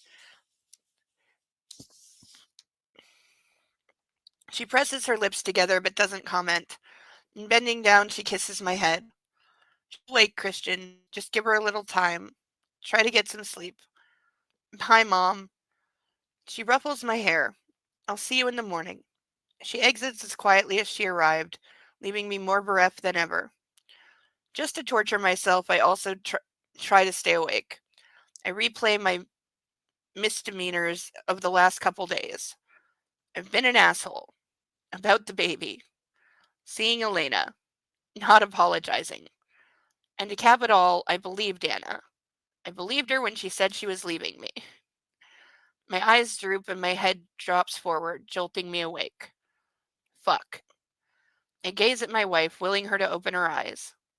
Anna, please come back to me. And then I can apologize properly. Please, baby. Taking her hand, I bring it to my lips once more and kiss each knuckle. I miss you. Leaning back, I close my eyes just for a second.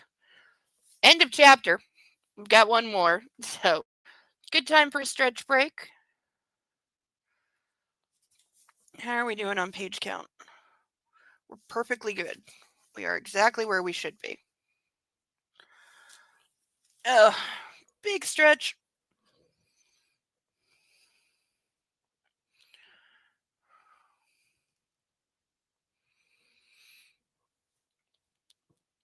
Oh my god.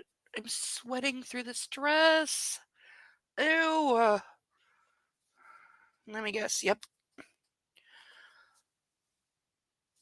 Ugh, ick. Ew, I'm all sweaty and I need a shower. Man, hot flashes are gonna be hell on my laundry budget, aren't they? I'm putting this together now because this dress is absolutely soaked and it's starting to smell. But yeah, I'm gonna have to up laundry budget, aren't I?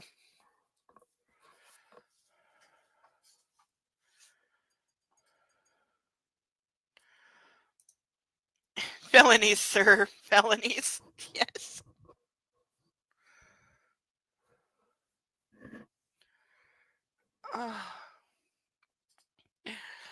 What do you bet there's like a throwaway line that like Hyde was murdered in jail?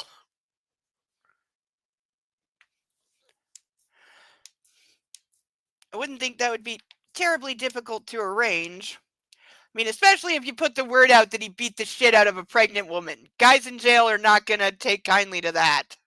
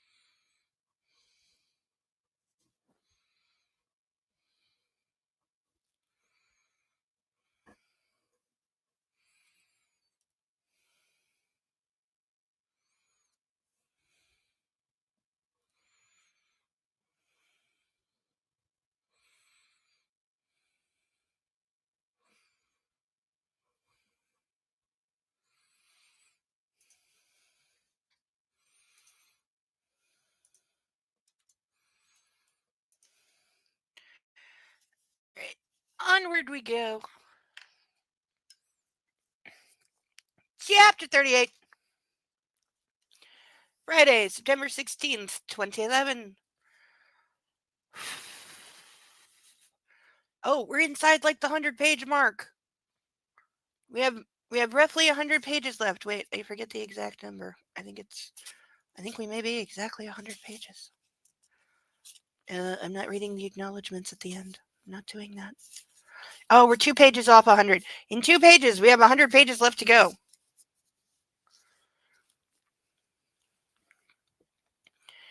I wake a moment later. Shit. How long have I slept? I check my watch. Nearly 3 hours. Glancing over at my wife, I see she's still slumbering peacefully. Except she's not asleep. She's unconscious. Come back to me, baby, I whisper. Christian. Dad, you startled me. Sorry. Carrick emerges from the shadows. How long have you been standing there? Not long. I didn't want to wake you. The nurse was just here checking Anna's vitals. It's all good. He stares down at my wife. Grace tells me she's carrying my grandchild. His eyes shine in reverence as he gazes at Anna. Yes, she is. Congratulations, son. God.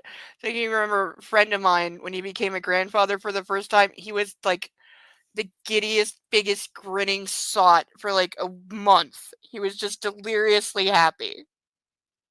And ever since little girl was born, and now there's two little girls, wow, do they have grandpa just wrapped around their finger. They can ask for anything and he will do. No, for one of them, he's mostly good. She mostly considers grandpa is for helping her build Lego and bake cupcakes. Oh, but the 3-year-old one recently discovered that you can eat icing right out of the bag without putting it on cake first. And that's one of those things you need to know in life. Because they were helping decorate a birthday cake for the older grandchild. So they had bags full of colored icing because of course you have to use all of the colors. But yeah, the 3-year-old discovered you can just eat it right out of the bag. This is one of the best things she's discovered in life. And then of course they poured all the candy on top of the icing.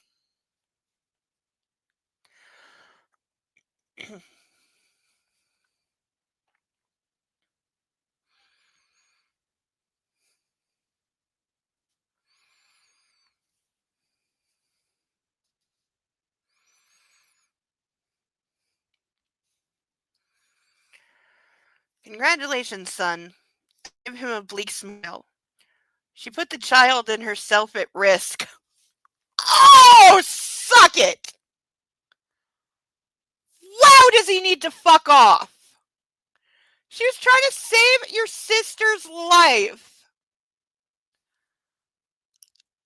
And you're gonna still be Mr. Judgmental, critical bastard saying she put the child and herself at risk. See, he's still mad. His apology is bullshit. Because he's still mad at her. And he's still blaming her. Like, I swear, when she's out of the hospital, he's literally, she's gonna wake up and literally be chained to the bed because he will never let her out of his sight again. Which is it's like there's a background plot, you don't see it in Criminal Minds, where like a crime lord guy did that to a woman that he knocked up who didn't want to have his baby. She was going to get an abortion, so he kidnapped her and kept her hostage for 9 months and forced her to give birth so that he could have the child, and then like paid her off. And then he's like confused years later when she's trying to kill him.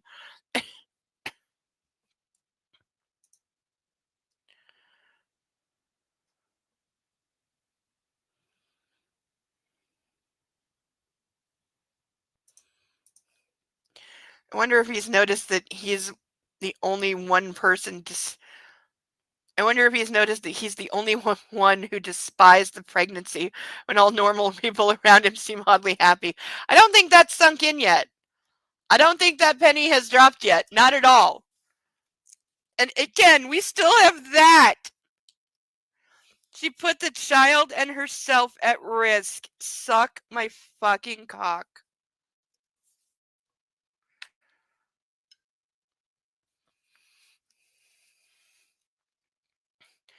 I shiver, and I don't know if it's because the night air is cooler or because Anna could so easily be dead. Carrick presses his lips together, his expression grave, then turns his attention to me. You're exhausted. You should go home and rest. I'm not leaving her. Christian, you should sleep. No, Dad. I want to be here when she wakes up. I'll sit with her. It's the least I can do after she saved my daughter. How's Mia? She's asleep. She was groggy, scared, and angry. It'll be a few hours before the Rohypnol's completely out of her system. So, are we saying he's only been here like a couple of hours? Christ. Hyde's a sick, twisted, cocksucking son of a bitch. I know. I'm feeling 7 kinds of foolish for relenting on her security. You warned me. But Mia's so stubborn. If it wasn't for Anna here... Oh, okay, so I guess we're saying that Mia didn't still have security?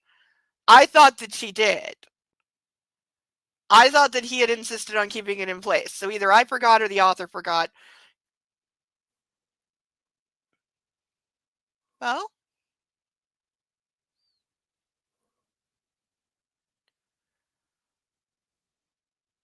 okay, there was a weird sound that kind of sounded like a puppy whimper. I don't know where he is right now. But it's quiet now, so I'm guessing it was just a weird sound. I've had a few Mother's Day cakes like that, messy, gloopy icing and an explosion of colors, heavily encrusted in layers of sprinkles. Yep, that's exactly what they did. Yep. Except they went for sprinkles and Maltesers and then chocolate sprinkles and rainbow sprinkles and little stars and yeah, Smarties, basically all the candy. But yes, they had every color of icing just yep, randomly glooped on wherever they wanted to put it on the cake. I'm sure it was very good. But yeah, the discovery of you can just eat icing right out of the bag was the big thing of the day.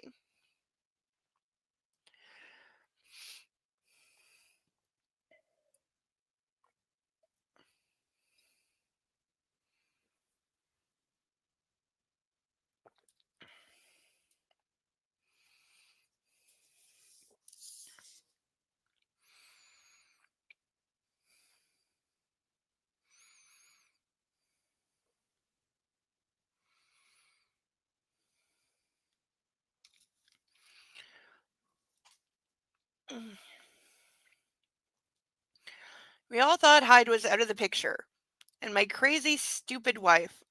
Why didn't she tell me? He just called her stupid again. She's unconscious in front of him. He's praying to all the powers that be for her to wake up, and he's still calling her stupid. Ugh. My unshed tears scald my throat. Christian, calm down, he says, gently moving towards me. Anna's a remarkable young woman. She was incredibly brave. No, actually, she wasn't. I mean, I could almost get on board with her being stupid. Not that he has the right to call her that, but no, the way she handled it was fucking stupid, but that's because it's written by a very stupid writer.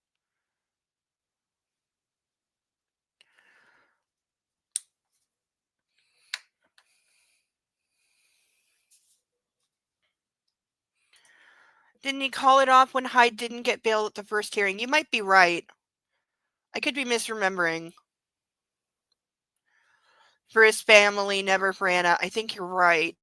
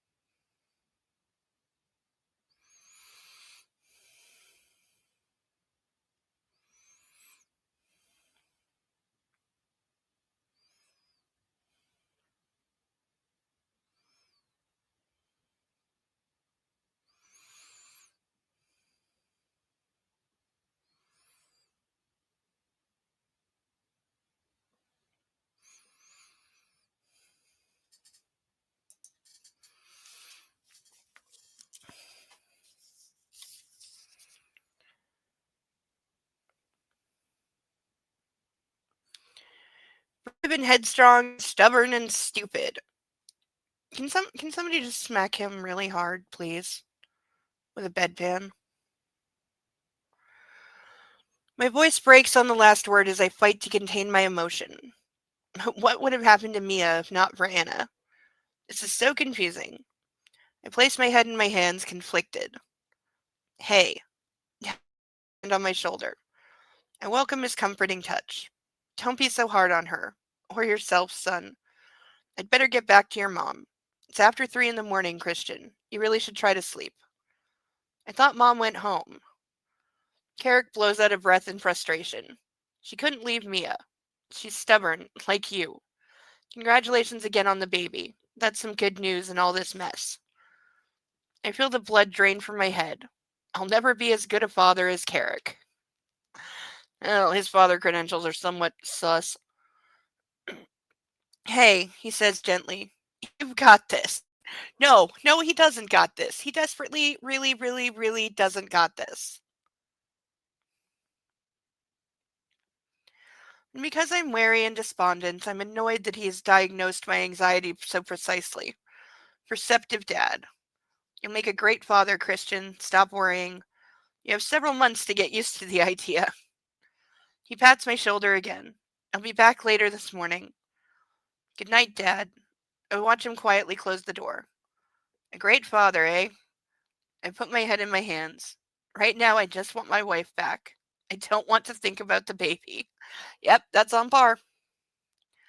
I stand and stretch. It's late. I'm stiff and sore and heartsick with worry.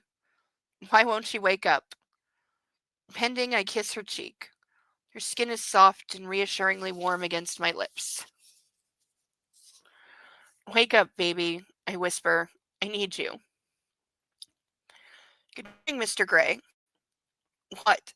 Again, I'm startled from my doze as the nurse opens the curtains, letting the golden fall light invade the room. It's the older nurse. I can't remember her name.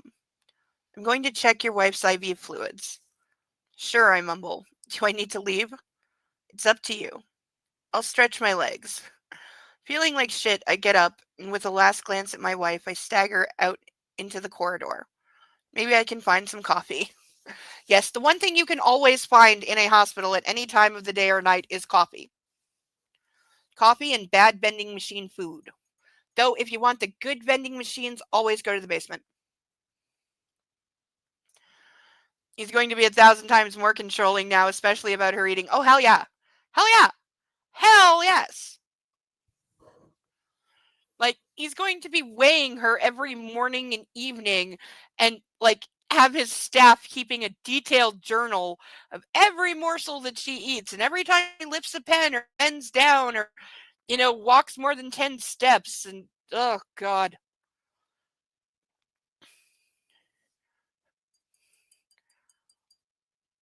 And he's probably one of those guys that will then read, like, every book on pregnancy and be expecting the pregnancy to follow whatever the book said exactly. And then when it doesn't, he's going to flip out and, like, drag her to the doctor. Or actually, no, he's going to drag the doctor to her to, like, have her gone over head to toe and, like, tested for everything a billion times.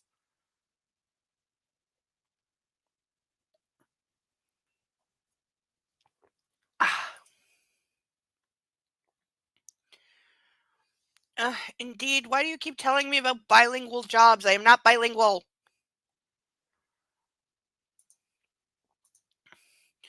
No, I did apply with a transcription service this week, so fingers crossed.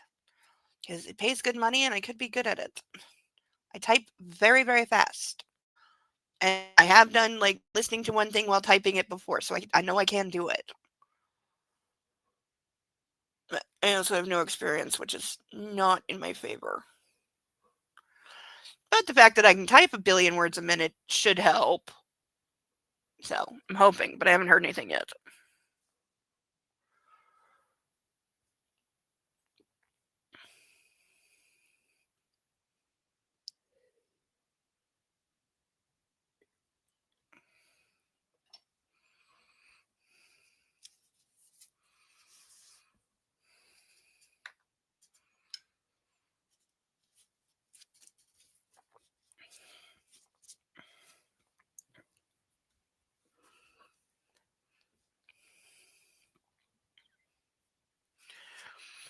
Taylor arrives around 8:30 with my phone charger and some breakfast, courtesy of Mrs. Jones.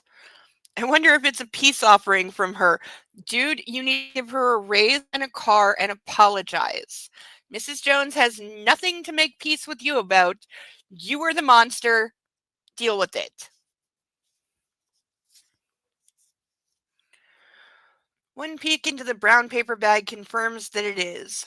2 ham and cheese croissants. They smell divine. And I have a thermos of proper coffee. Please thank Gail for me. Okay, now I want ham and cheese croissant. Actually, I just want croissants in general. I miss croissants. Tim Hortons doesn't seem to have croissants anymore. At least they don't on their takeout menus because they have these stupid cheese twist things.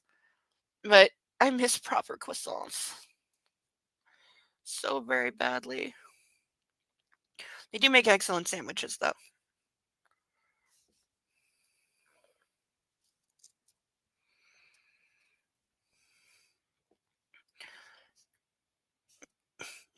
Now I'm really hungry and I want a ham and cheese sandwich, and I have none of the ingredients to make any of that. Will do. How is Mrs. Gray?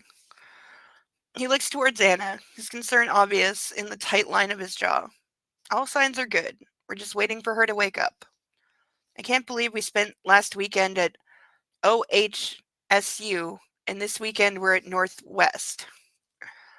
Taylor nods sympathetically. You may as well stay and update me here. I don't want to leave her side. I offer him a seat beside me. While I eat my breakfast, he recounts all that happened after the ambulances left the crime scene. And the police have recovered Mrs. Gray's cell phone. Oh, she placed it in one of the duffel bags with the cash. Really? I glance at my sleeping wife. That's genius. We're following the money? Indeed. Taylor responds, and it's obvious he's impressed with Anna's ingenuity. The police have the cash. It's the first I've thought about the $5 million. Will we get it back? Eventually, sir. It's your money. Of course you're going to get it back eventually. I mean, they'll, document it for evidence, but then I would expect that the police department really doesn't want $5 million in cash sitting around in some evidence locker. That's really just not something they want to be responsible for.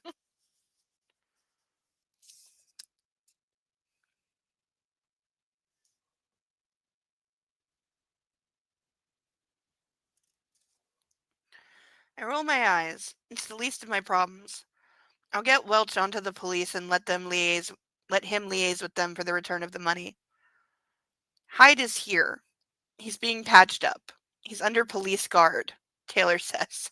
Would they really bring him to the same hospital? I mean, maybe if it's the closest one, but wouldn't they take him to one that has a jail ward or something? Or maybe this place does, but I don't know. It seems kind of sus. Oh, I hear the sound of flapping ears.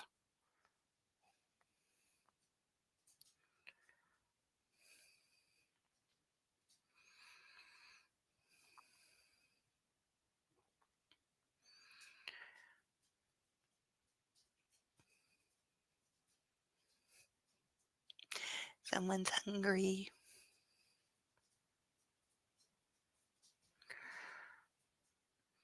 Taylor holds his counsel, and I remember him wrestling me off Hyde while I was beating that fucker to a pulp. I can't decide if Taylor's actions were a good thing or not. Hell, if he hadn't, I'd be in a police cell now. Detective Clark would like a word with you at some point.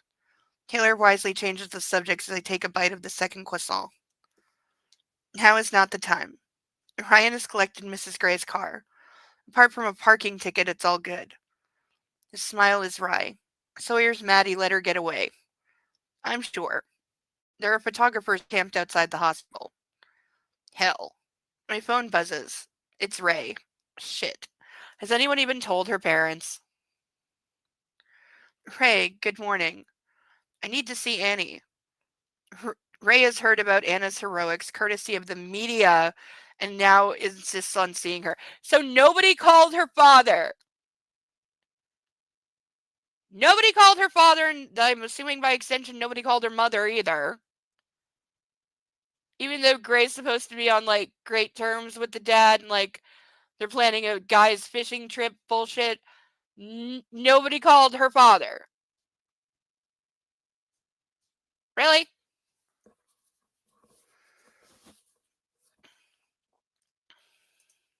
True, gunshot wound would go to the closest level 1 trauma, true.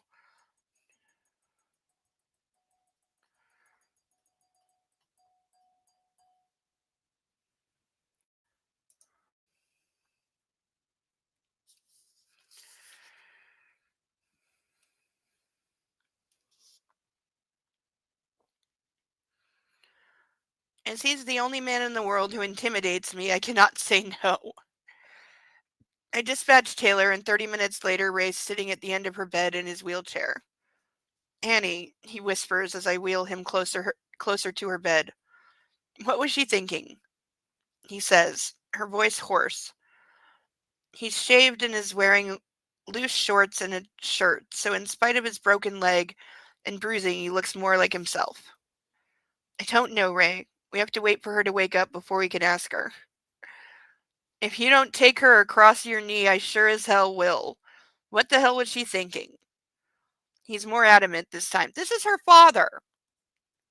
This is her father telling her husband to physically beat her because how dare you, try to rescue Mia and comply with a psychotic kidnapper would-be murderer's demands to not call the police. Yeah, no. Now the dad, okay, now they have, torpedoed the dad. Not that I cared for him much, but he was at least a decent regular person. Hi, puppy. Hi, there's a puppy. See, there's a puppy. Yeah, we're gonna take a puppy break because I forgot that her father also gets fucking character assassinated. Come here. Yes, hi. Hi, it's a puppy. Look at it. Look, it's a puppy. It's a puppy. He would like to encourage everyone to sponsor a duck. Mostly because he thinks that he'll get to eat them. I'll tell him later that's not true, but you know, he likes to think that he is helping. You're very sleepy. Did you just get up for a snack? You still need to go back to sleep? Yeah. Yes, sleepy baby. Yes, you are. Yes, I know. You're trying very hard not to look like you're sleepy, but you're sleepy. I always know when you're sleepy. And when you have gunk in your eye again. Why do you always have gunk? Yes, I know you don't like it when I wipe it out of your eye. I know. Oh, come here. Oh, what do you have on you? Why do you get this? There we go. He always gives me this look like, Mommy, you're supposed to lick that. I know, I don't do it like a doggy. I know. Oh, I know.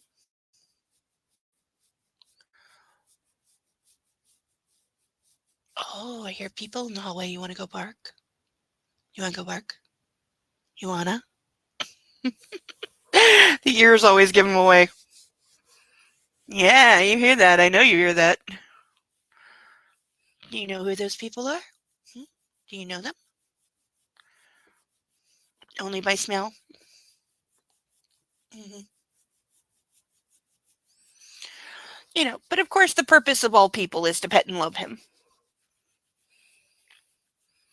Yeah, yeah.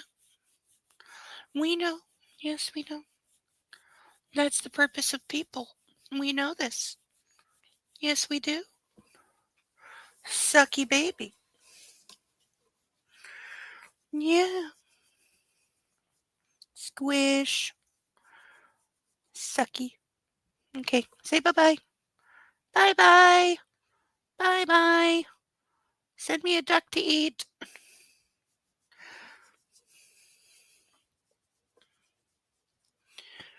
Yes, good baby.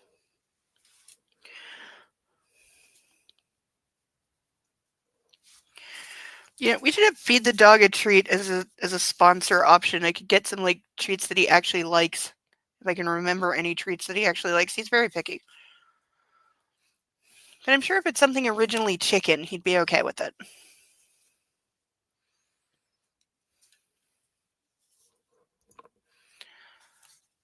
Why do I feel like I'm 500 degrees?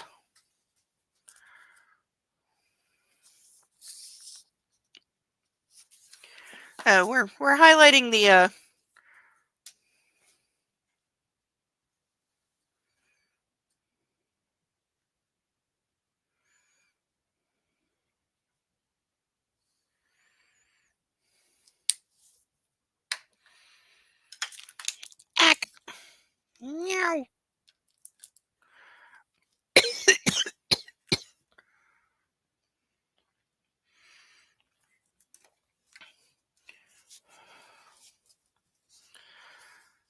He's more adamant this time. Trust me, Ray, I just might do that. If she'll let me. I clutch her hand while Ray shakes his head. She shot him, you know. His mouth drops open. The kidnapper. Yes. Well, I'll be damned.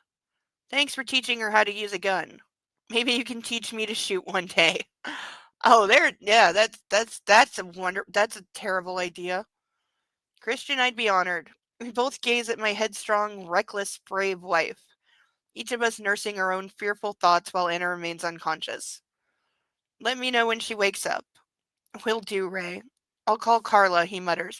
Yeah, it's been like a full day and her mom doesn't even know what's going on. All these people are terrible. I'd appreciate it. Thanks. He kisses Anna's hand, his eyes glistening with tears, and I have to look away. When he leaves, I call the office, then Welch, who's in Detroit, following a lead on Hyde. He can't believe Hyde found someone to post bail. Finding out who and why they did is next on his agenda. He's going to call his contact at the Seattle Police Department to ascertain what they know. Well, they're not going to tell you who posted bail, I can tell you that.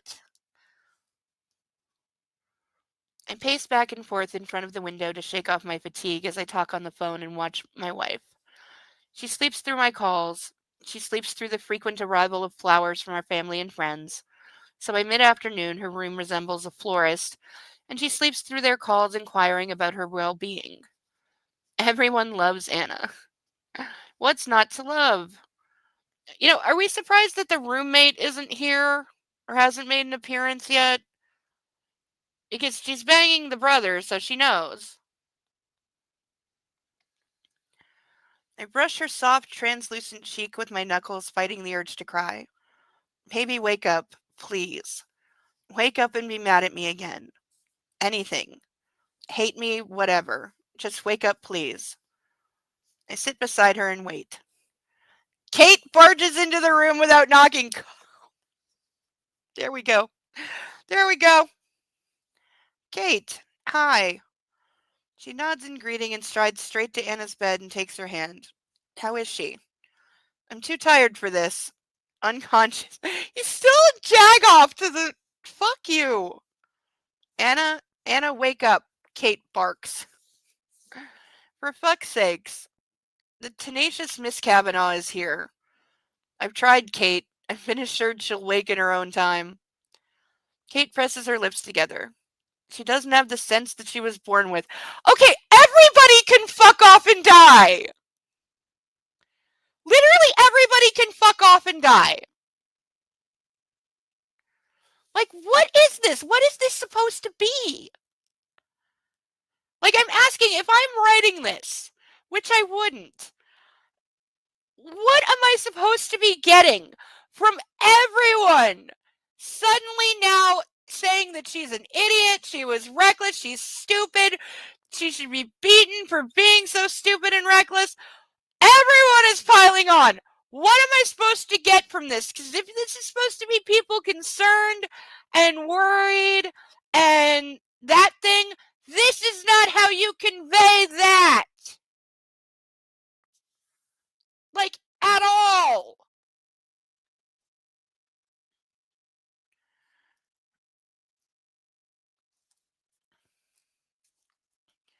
Like, does E.L. James have any idea what actual concern, compassion, empathy, worry are? Because I'm getting none of that. Zero.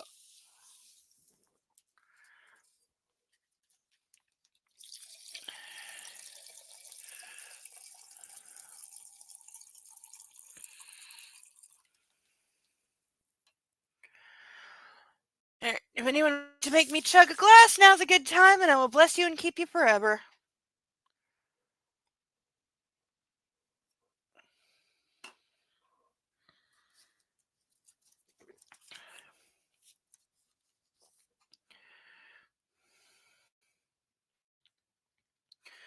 Like, I think his parents are the only ones being nice to her right now. Like, her own father is being a douchebag. So now her roommate.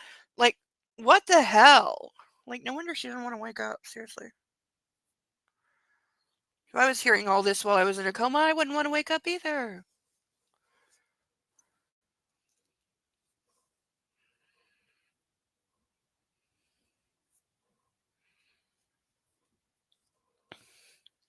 Anyone know the movie The Cell?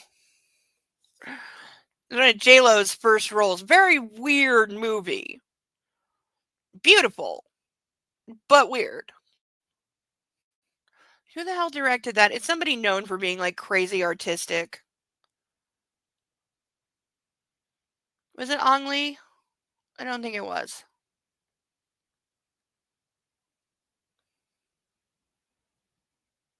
Was it Ridley Scott?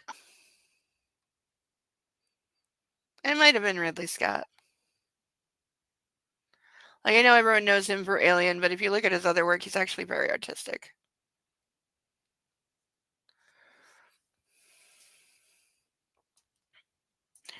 Trying to make Christian look better by comparison? Possibly. That's certainly a possibility.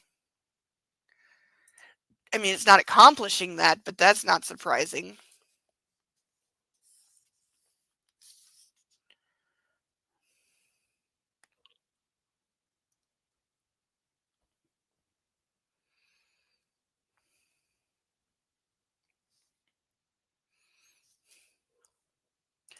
Tarsum Singh directed The Cell? Wow. Surprised he's not more of a household name. That is a kick-ass movie. Weird as fuck.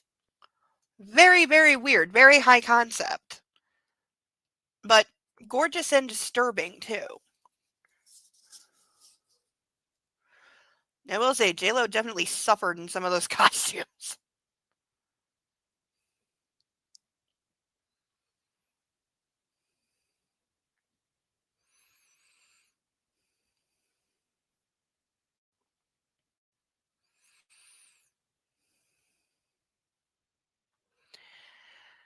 I can't argue with that.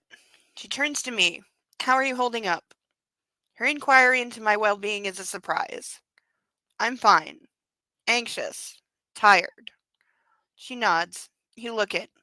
You two make up? I sigh. Not exactly. When she wakes, I trail off. Weirdly, Kate seems to accept this and doesn't give me a hard time. So what happened? How did she end up here? She folds her arms, and because it looks like I won't get rid of her any other way, I give her the executive summary of Hyde's kidnapping of my sister and Anna's heroic but utterly foolhardy rescue. What a complete asshole. Shit, Kate says when I finish. What the hell was she thinking? She's supposed to be the smart one. We've never seen her do anything remotely intelligent. Yeah. You know, Christian, she loves you very much. I know. She wouldn't be here like this if she didn't. I clench my jaw in self-loathing for doubting her. Tell her I was here. I will. I hope you get some sleep. She gives Anna a last glance and squeeze of her hand. And then she's gone. Thank God. He's such an ass to everybody. That's why he's not as well known. We're just fucking disturbing aren't going to make it watched by a lot of people. You're correct. Yeah, it's a very cult classic underground kind of movie.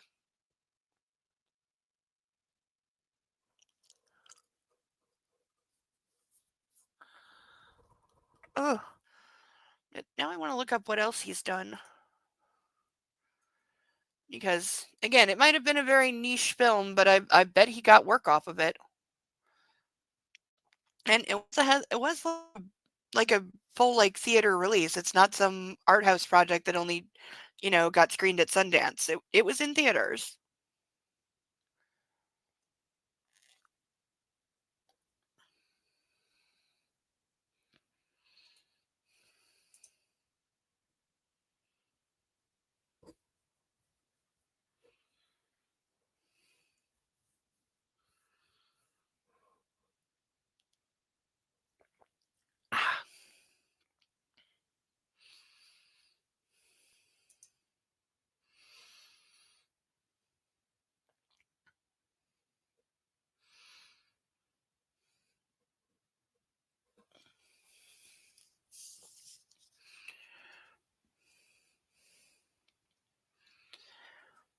knock on the door wakes me, and Detective Clark appears.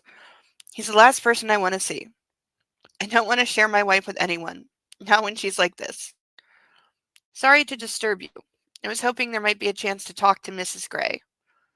Detective, as you can see, my wife is in no state to answer any of your questions.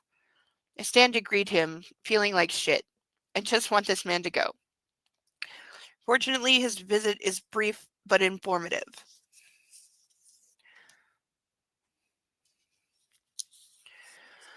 He tells me Elizabeth Morgan is fully cooperating with the police. It seems Hyde had compromising videos of her, so he was able to coerce her into helping him. It was Morgan who lured Mia out at the gym. Hyde's a twisted son of a bitch, mutters Clark. He has a serious grudge against your father, and you. Do you know why? Not yet. I'll be back when Mrs. Gray wakes. She's safe here. We have Hyde handcuffed to the bed, under police guard 24/7. He's not going anywhere. That's reassuring. Will we get our money back? Clark frowns. The ransom. He smiles briefly. Eventually, Mr. Gray. That's reassuring. I'll leave you to rest, he says. Thank you. Why would the police even want to hold on to the money? Like that's not I feel like they intentionally would not. Because who wants to be responsible for 5 million cash? I also feel like they don't need to keep it till the trial or anything just so they can wheel a brick of cash into the courtroom, if you have pictures of it, that's going to suffice at a trial. You don't need the physical cash.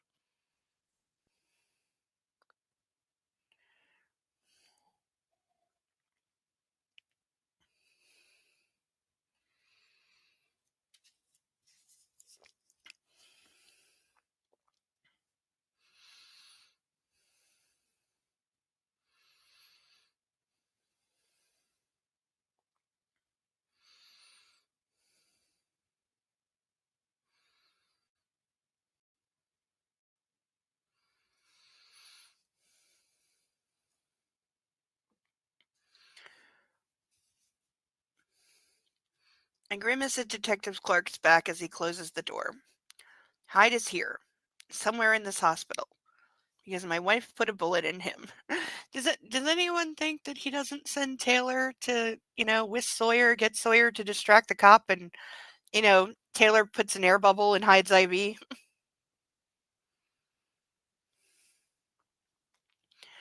Anger surges through me again. I could find him and finish the job. He's under guard, Gray. I hope to God he's incarcerated for a very long time. Dr. Bartley returns. How are you doing, Mr. Gray? I'm fine. It's my wife I'm concerned about. Well, I'm here to take a look at her. I stand back and let her do her checks. Why hasn't she woken? I ask. It's a good question. I would have expected her to by now. What she's been through was traumatic, though, so maybe she needs a little more downtime to process it all. Was she under any other stress? Dr. Bartley gives me a direct look and I flush guiltily. Well, the pregnancy? I keep my answer vague. I have an idea that may bring her around, but it might take a while to see if it works. Besides, I'm not happy catheterizing pregnant women for a long period of time. It runs the risk of UTI. Is that an actual, true fact? Does it make any difference? Does being pregnant put you at a higher risk with that? Or is it just that something that happens with catheters if they're in for, it's been what, maybe 24 hours? And I feel like that's a stretch.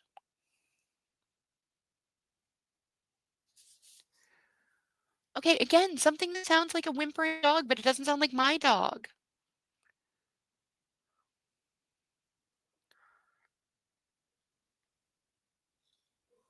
Where is my dog? He's under his puppy bed. It's not him that I'm hearing.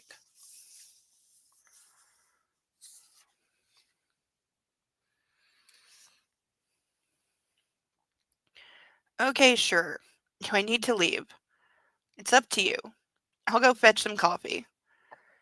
Out in the corridor, my phone buzzes. It's John Flynn. Oh, now we do get another scene with the therapist. I really wasn't thinking we'd see him again.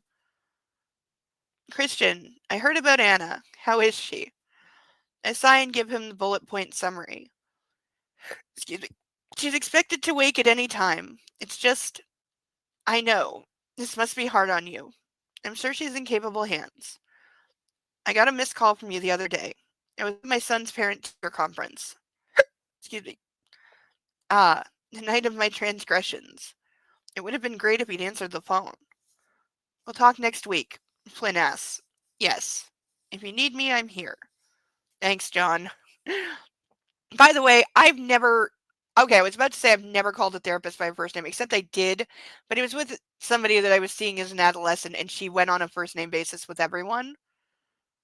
So, but the therapist I had after her, which was my first official, like, I'm an adult therapist, I never called him by his first name.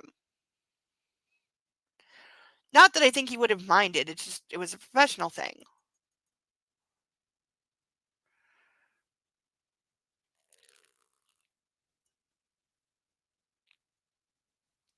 I did give him great gift advice one son for a Christmas present for a woman he later married.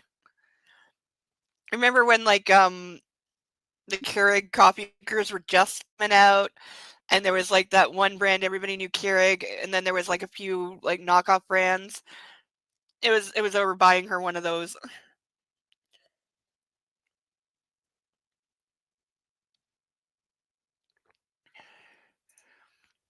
Catheters can increase UTI risk. That makes total sense, but is it any higher in somebody who is the risk of infection any higher in somebody who is pregnant versus somebody not pregnant?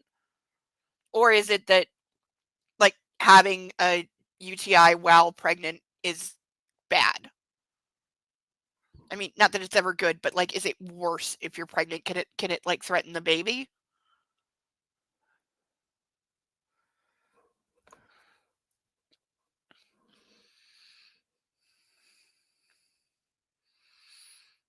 Mm. Mm.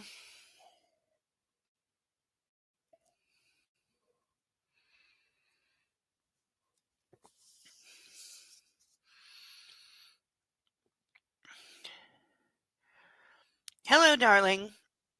Grace arrives during the evening carrying a small cooler bag. Mom. She hugs me briefly, then scrutinizes my face, her eyes full of concern. When did you last eat? I gaze at her blankly while I try to remember. Breakfast? Oh, Christian, it's after 8. You must be famished. Okay, so maybe the food obsession just runs in the family. Hi! Come here. Oh, somebody needs cuddles. Mm-hmm. Hi. Yes, hello. Hello, you very warm, sleepy puppy. Yes, you are so sleepy. His eyes are already closing, like he's so tired. Yes, because it's time for your naps. Yes. He's completely falling asleep. You want to show everyone? You want to show everyone with a sleepy puppy? Yes. Little sleepy baby.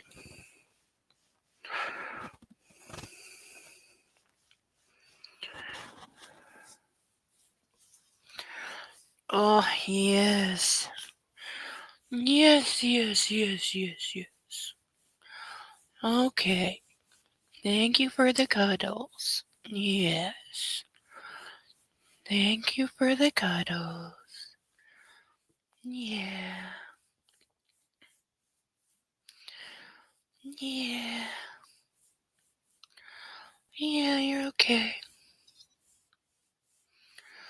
You're okay. Yes, you are. Yeah. All right. You go back to sleep. Yes. You go back to your naps, little baby. Okay? Go back to your naps. Yes. such a cuddly baby. Yes. Yes, yes, yes. Cuddly baby. There we go. Yeah. He just flops right over and melts into the pillow. Any infection while pregnant is bad. You are limited to certain antibiotics coupled with resistance could make it difficult to treat. Fair point. I do know how much UTIs suck. Because I had one that turned into a kidney infection once. Definitely one of the most painful things I've ever dealt with. That having to pee every 5 minutes is crazy.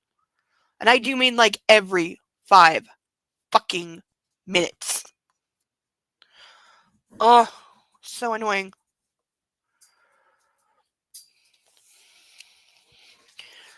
But yeah, it just feels like you're being stabbed in the back like all the time. It was not good.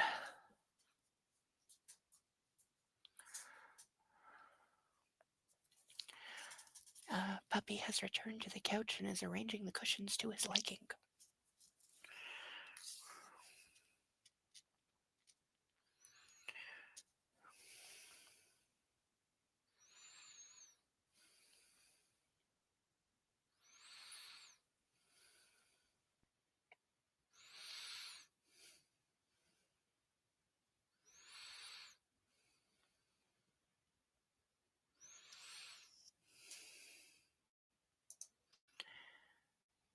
A suprapubic catheter is better long term, but still runs the risk of infection. Catheter is stuck directly into the bladder via skin. What? Like, huh? So it doesn't go through the urethra, it like goes through the, like, for lack of a better word, stomach? Or, well, not actual stomach. You know what I mean, right? Huh? I both do and don't want to Google this now for image reference because it kind of sounds like nightmare fuel.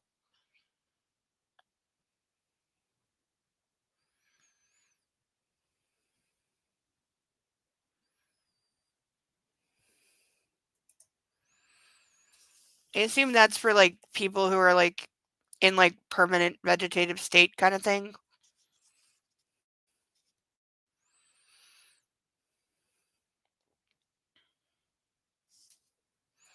It's like a tracheotomy, but into the bladder. Okay, yeah.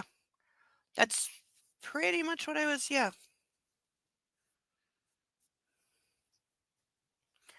But definitely nightmare fuel for me.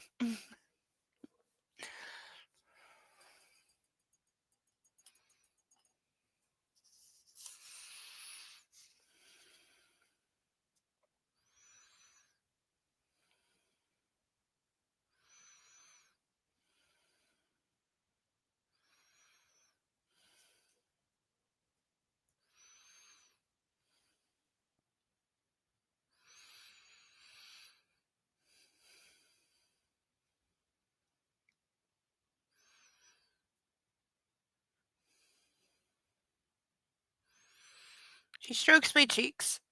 I brought macaroni and cheese. I made it for you. Why do I think that somebody with her credentials and money can't cook? I'm so tired that the burning in my throat moves to my eyes. Thanks, I whisper. In spite of the fact my wife is still not surfaced, I'm hungry. No, I'm fucking starving. I'll go heat this up. The nurse's kitchen has a microwave. I'll be a couple minutes. My mother makes the best mac and cheese in America. Better even than Gail's. When she returns, the room fills with its mouth-watering aroma and we sit side by side. And she chats aimlessly while we watch my beautiful wife who stubbornly refuses to wake. We took Mia home late this morning. Carrick is with her.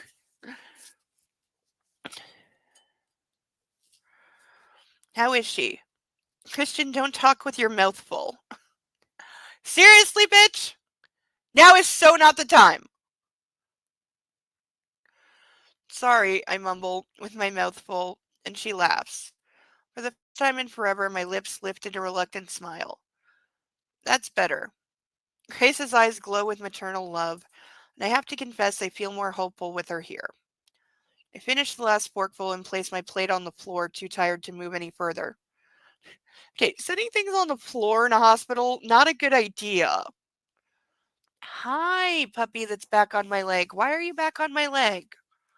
You were on the couch all comfy cozy. What's going on? What? You can't have had a bad dream already. You haven't gone to sleep. Yes, rub the belly, rub the belly, rub the belly. Rub the belly, you little suck. Yes, you're a sucky baby.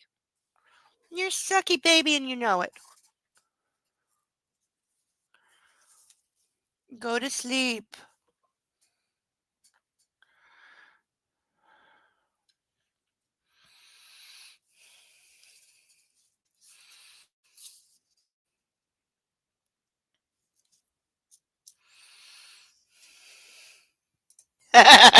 Yeah, putting anything on the floor in a hospital because let's just say hospitals are also not as clean as people like to think they are, especially the floors.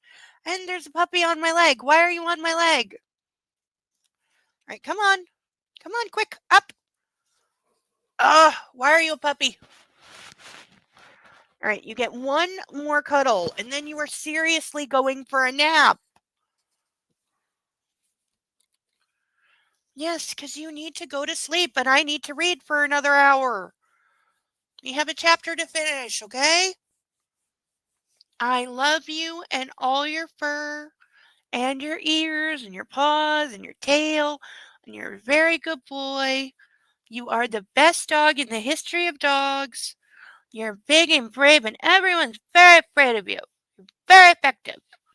Yes, very tough puppy. I promise you are. Yes, I promise. You're the biggest, toughest puppy ever. Yes, you really, really are. I promise you. Yes. Okay, and that's why you're going to go back to the couch. And you're going to go to sleep. And you're going to go to sleep now. Yes, you are. You're going to go to sleep. Because you're an overtired, sucky little baby.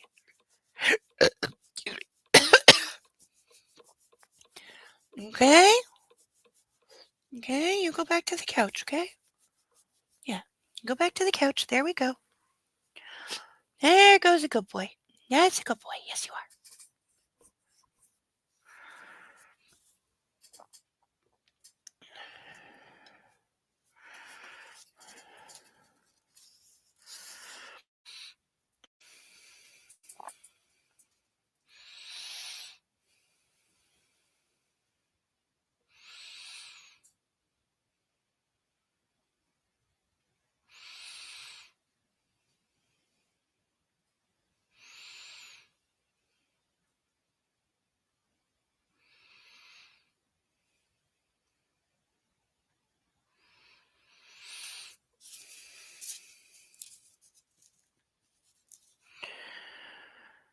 That was delicious. Thanks, Mom. My pleasure, darling. She's very brave, your wife. Stupid, I mutter. Christian. She is. Really? Does your mama need to smack you? Because I think she does. Grace's eyes narrow and she regards me speculatively. What is it? What do you mean? Something's up. I mean, something other than Anna laying here unconscious and you being exhausted. How does she know? 'Cause she's your mother, idiot. Grace says nothing, her penetrating gaze doing all the talking. Silence fills the room, broken only by the hum of the machine monitoring Anna's blood pressure. Fuck. Interfering woman. This is what he's calling his mother. It's no good. I crack under her scrutiny like I always do. We had a fight. A fight. Yes, before all this happened. We weren't talking. What do you mean you weren't talking? What did you do? Mom, why did she automatically assume it was my fault? Because she knows you. And because it was. Christian, what did you do? Yep, this is a mom who knows her son. I swallow and my throat burns with unshed tears, exhaustion, and anxiety. I was so angry. Hey, Grace takes my hand. Angry with Anna? Why? What did she do? She didn't do anything. I don't understand. The baby. It was a shock. I stormed out. You're leaving a few things out there. Mom grasps my hand, and suddenly I'm overcome with an urge to confess all. I saw Elena, I whisper, and shame washes over me like a riptide. My mother's eyes widen, and she releases my hand. What do you mean, saw? She hisses, emphasizing the last word with such scorn that it rocks me. Did you sleep with her? I recall Anna's question from when? Yesterday? The day before? First Anna, now my mother. Nothing like that. Fuck, Mom. Well, what is everybody supposed to think? Don't curse at me, Christian. What was I supposed to think? See? We just talked, and I got drunk. Drunk. Shit. Mom, don't you curse. It sounds wrong. She presses her lips together. You are the only one of my children that makes me use such vulgar language. You told me you would cut all ties. Her glare is loaded with censure. Okay, so his entire family has problems with timing. I know, but seeing her finally put it all in perspective for me. You know, with the child. For the first time, I felt uncomfortable. More than uncomfortable. What we did, it was wrong. This is so retcon.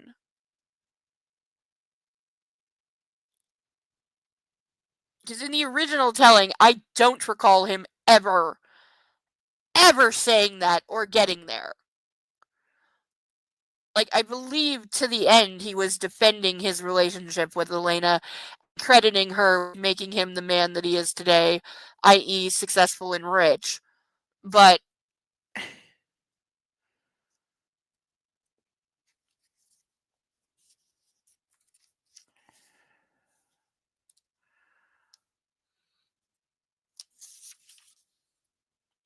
and I lost my spot.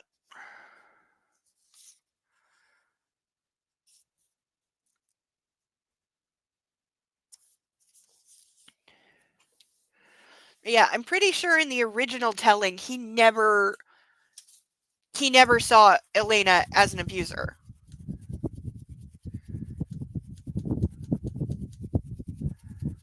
You know, just like he never forgave his mother or any of the shit that's in the movie that's supposed to humanize him.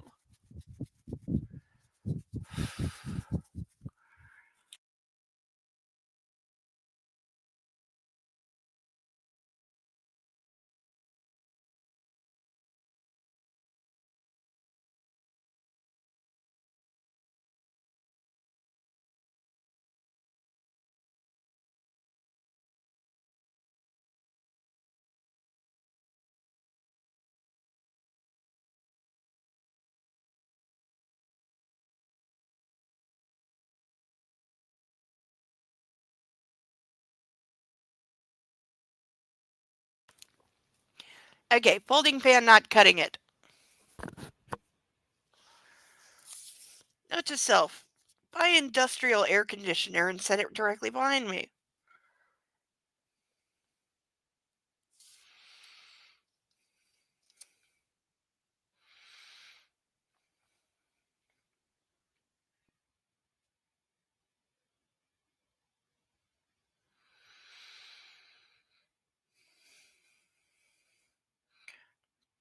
What she did, darling. You were a child.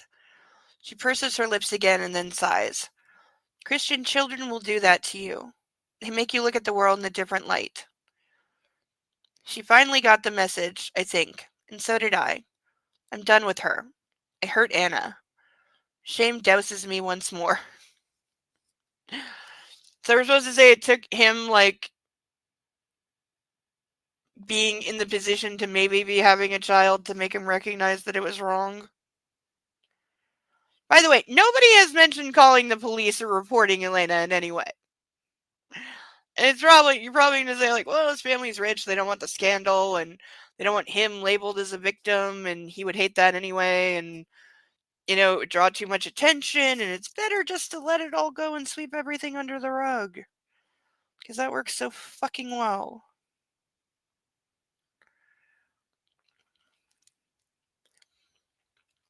We always hurt the ones we love, darling. You'll have to tell her you're sorry. And mean it. And give her time. She said she was leaving me. Did you believe her? At first, yes. Darling, you always believe the worst of everyone, including yourself. You always have. Hannah loves you very much, and it's obvious you love her. She was mad at me. I'm sure she was. I'm pretty mad at you right now. I think you can only truly be mad at someone you really love. I thought about it, and she's shown me over and over how much she loves me, to the point of putting her own life in danger. Yeah, no. She didn't do that for you. Statute of limitations, maybe. You have a valid point there. Because he did say, what did he say? They broke up. Well, they stopped seeing. Well, he would have turned. I'm assuming wherever they are, like legal age of sexual consent, regardless of the other person's age, is like 18. And so he was 15 or 16 when they started, and now he's like 24 to 26 range. So yeah, statute of limitations is a possibility.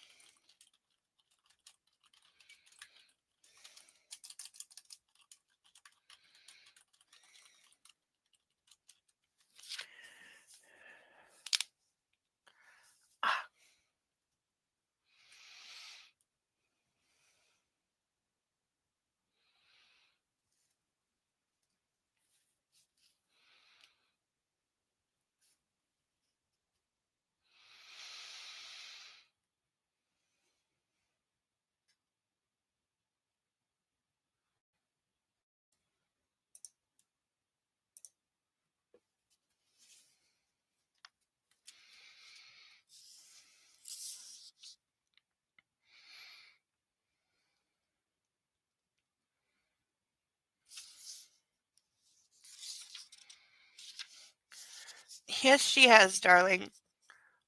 Oh, Mom, why won't you wake up? And suddenly it's all too much. The lump in my throat swells, choking me, and I'm overwhelmed. The fight, Anna leaving, nearly dying, Hyde, Mia, fuck.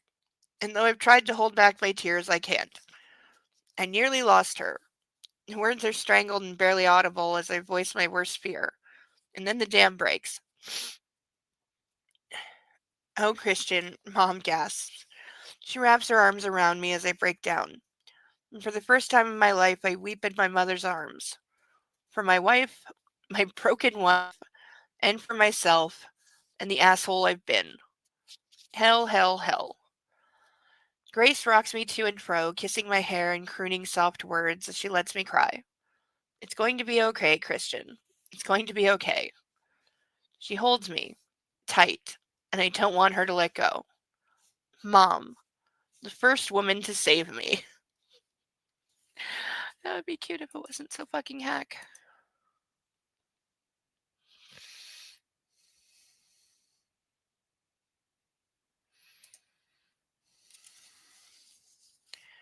How are we doing on page count? We're okay. Maybe a little slow, but we're okay. I think this is the first time in about 3 weeks we haven't had half a chapter that's just emails. I sit up and wipe my face and find she's crying too. For fuck's sakes, Mom, stop crying. Her tears turn to smiles. She hands me a tissue from her purse and takes one for herself. Reaching up, she caresses my face. It's taken 24 years for you to let me hold you like this, she says sadly. I know, Mom. Better late than never. She pats my face and I give her a watery smile. I'm glad we talked. Me too, darling. I'm always here. She looks at me with nothing but love, and she grins with a hint of glee. I can't believe I'm going to be a grandmother. It's darker. Later. I don't know what time, and I'm too exhausted to look. Anna lies in her own private world. Oh, baby, please come back to me. I'm sorry. Sorry for everything. Just wake up. I miss you. I love you. I kiss her knuckles and rest my head on my arms, on her bed. It's a soft touch, fingers running through my hair, and in this dream I revel in her touch. Shit. I wake instantly and sit up. Anna is gazing at me with big, beautiful blue eyes. Joy bursts in my heart, and I've never been so pleased to see those eyes as I am now. Hi, she croaks, her voice hoarse. Oh, Anna. Oh, thank God, thank God, thank God. I grasp her hand and hold her palm to my face so she's caressing me. I need to use the bathroom, she whispers. Okay. Anna tries to sit up. Anna, stay still, I'll call the nurse. Standing, I reach for the buzzer at her bedside. Please, she whispers. I need to get up. Yeah, I know about that. If you've been laying flat for probably what, like 2 days? Yeah. Wow, do you want to get up and stretch?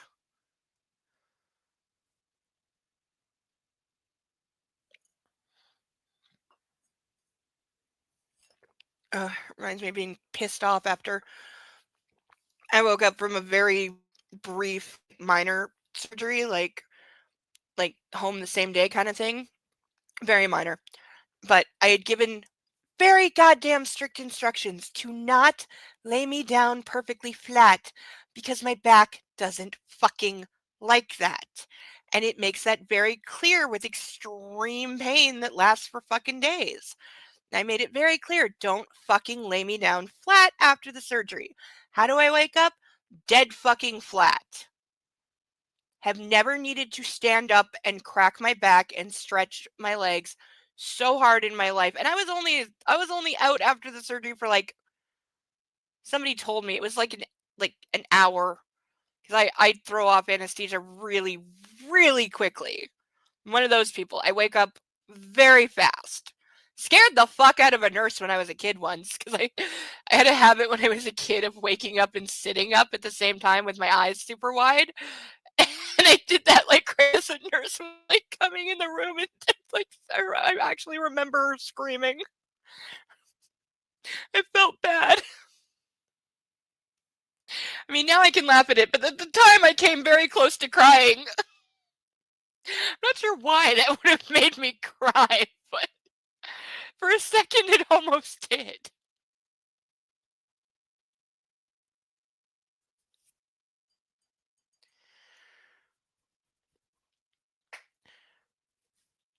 Uh, yeah, but try getting out of bed right after you come out of anesthesia.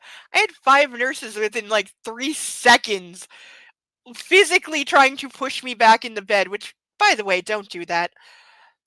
While I'm trying to convince them I'm perfectly fine. I realize most people coming out of anesthesia tend to wake up and fall back asleep a few times. I'm not that person. I'm awake and I'm perfectly fine. Stop touching me. I need to fucking stretch because everything hurts. Move.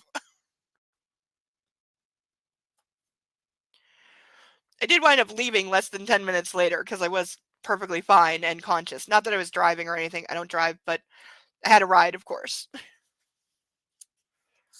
But I was fine. I went home and stayed awake the rest of the day.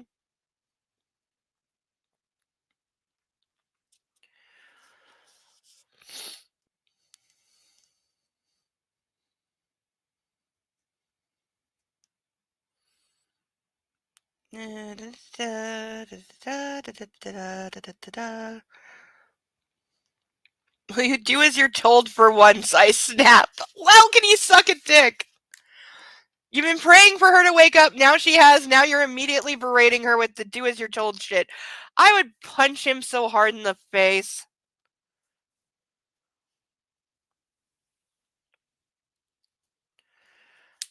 Like, dude, I just rescued your sister, risked my life, and blah, blah, blah.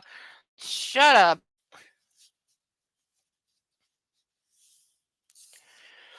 I really need to pee, she rasps.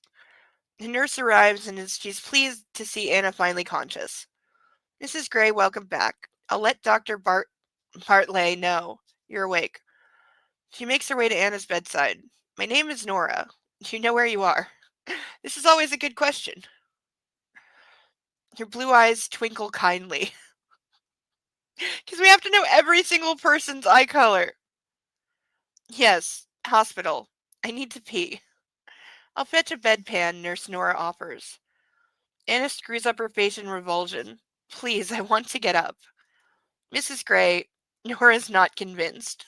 Please. Anna, I warn as she struggles to sit up. Mr. Gray, I'm sure Mrs. Gray would like some privacy. Nora raises an eyebrow, and from her tone, I know she's dismissing me. In your dreams, sweetheart. I'm not going anywhere. Question, please. Anna grasps my hand, and I give hers a squeeze, beyond grateful that she's back. Please, she says once more. Shit. Fine.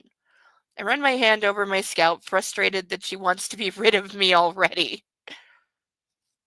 Fucking smoke alarms going off again. I'm like halfway convinced that the people down the hall are cooking drugs. Because it goes off like every goddamn night. Multiple times. And yeah, the one that was beeping on dead battery mode for a week because they had disconnected it.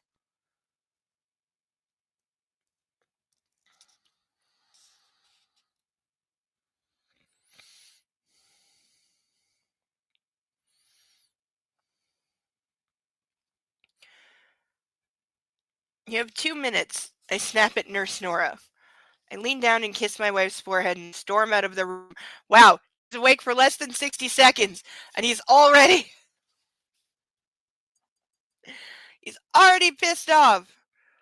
Also, by the way, if I'm her, I'm just literally standing up. I don't care who says what. Not one of those people that just does what they're told ever, and I don't give a flying fuck if you're wearing scrubs. See that bathroom right there? That's where I'm going. You want to sit on a chair outside the door in case I pass out? Fine. But get the hell out of my way. You can't do that. I will sleep through pain, anesthesia or not. I didn't wake up because I was in pain. I woke up because I throw off anesthesia really quickly. I always have. Always have. Like, I know when I had my tonsils out as a kid, they told my mom that I would be asleep for like, and maybe this has changed since then because this would have been 95, 94, 94, 95, 96, somewhere in there. I don't remember exactly. But they told her I would be asleep for at least like 3 to 4 hours. And I woke up after like 40 minutes or less than. I think it was a little less than that. And I didn't fall back asleep once, even then. I did wind up throwing up all over the bed. But that was because I kept asking for popsicles and quickly realized that, there was a different nurse coming in the room like every time. And I don't think anybody was keeping a tally of how many popsicles I'd been fed. And then I projectile vomited all over the bed and cried about it after like 7 popsicles. 7 popsicles in about an hour. It's worth noting. Yeah, I don't think anybody was keeping a popsicle tally on the chart. Like, maybe that needs to be a thing. Because, yeah, I remember throwing up very violently and then crying a lot. Mostly because I'd made a mess of the bed and that really hurt. And the throwing up really hurt because just had throat surgery. So, yeah, that really hurt. And I messed up my bed and little kid, I'm going to be in trouble thing because I threw up all over the bed.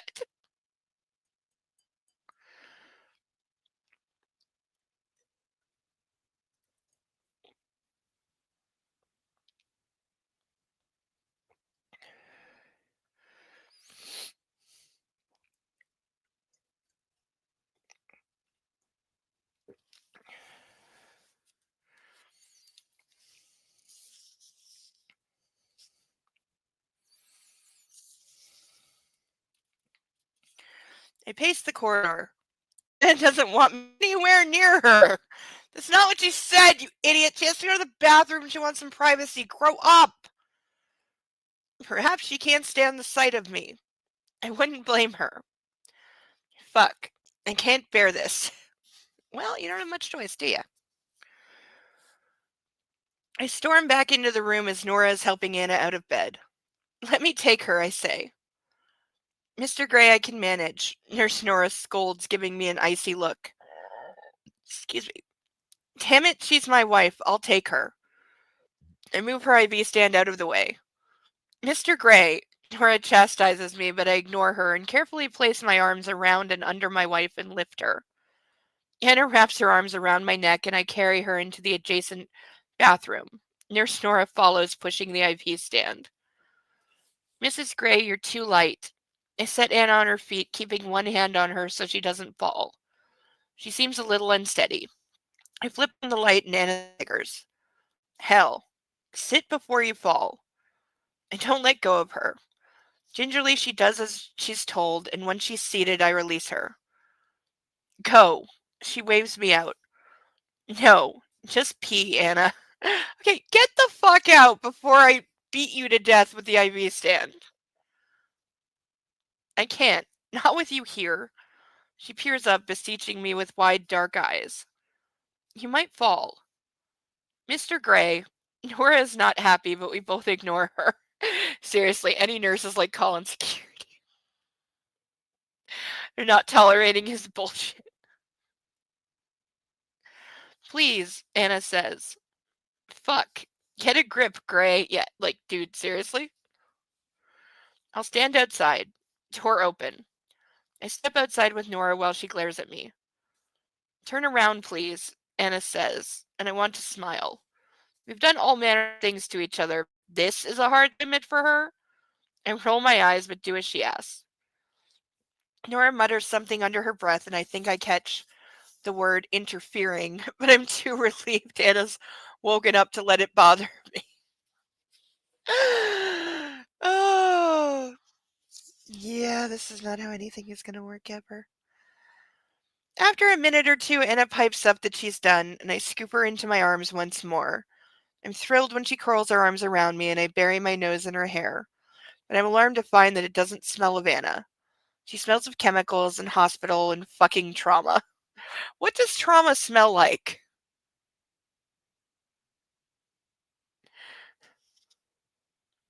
Like, I know chemical smell and I know hospital smell.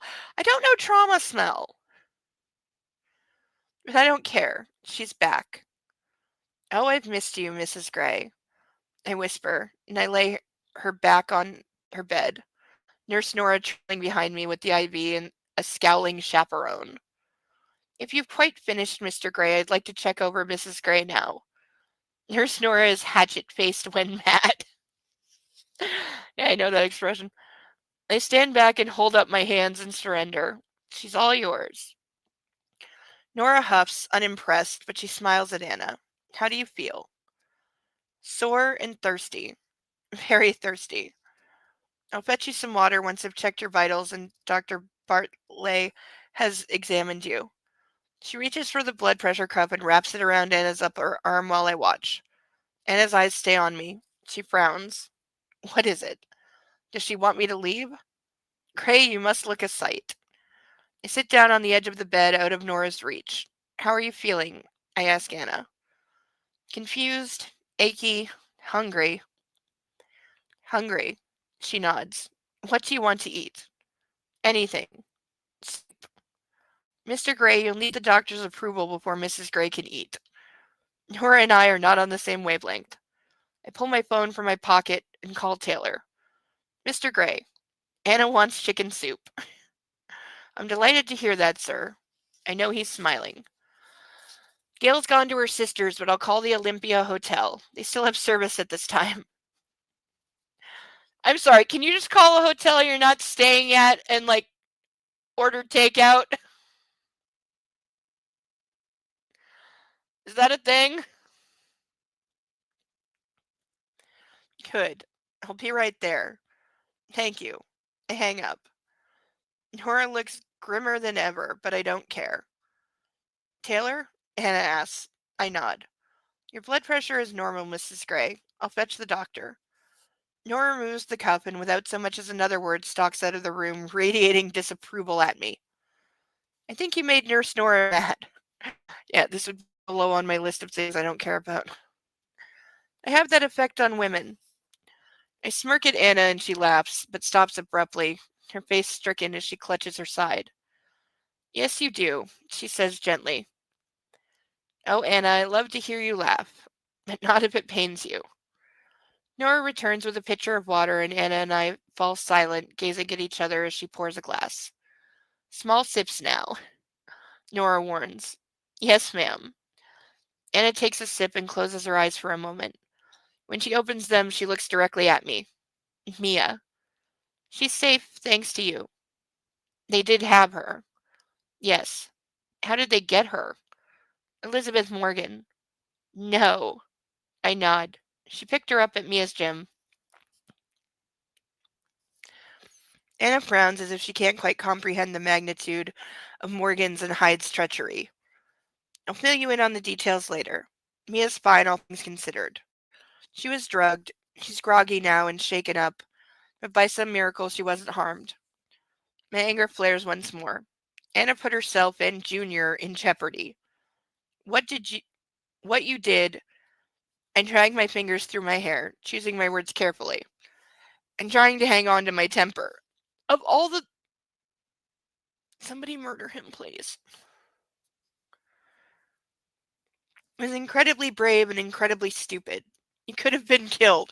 Okay, now she needs to leave him. Honey, take the money and go. Extremely. Because, dear God.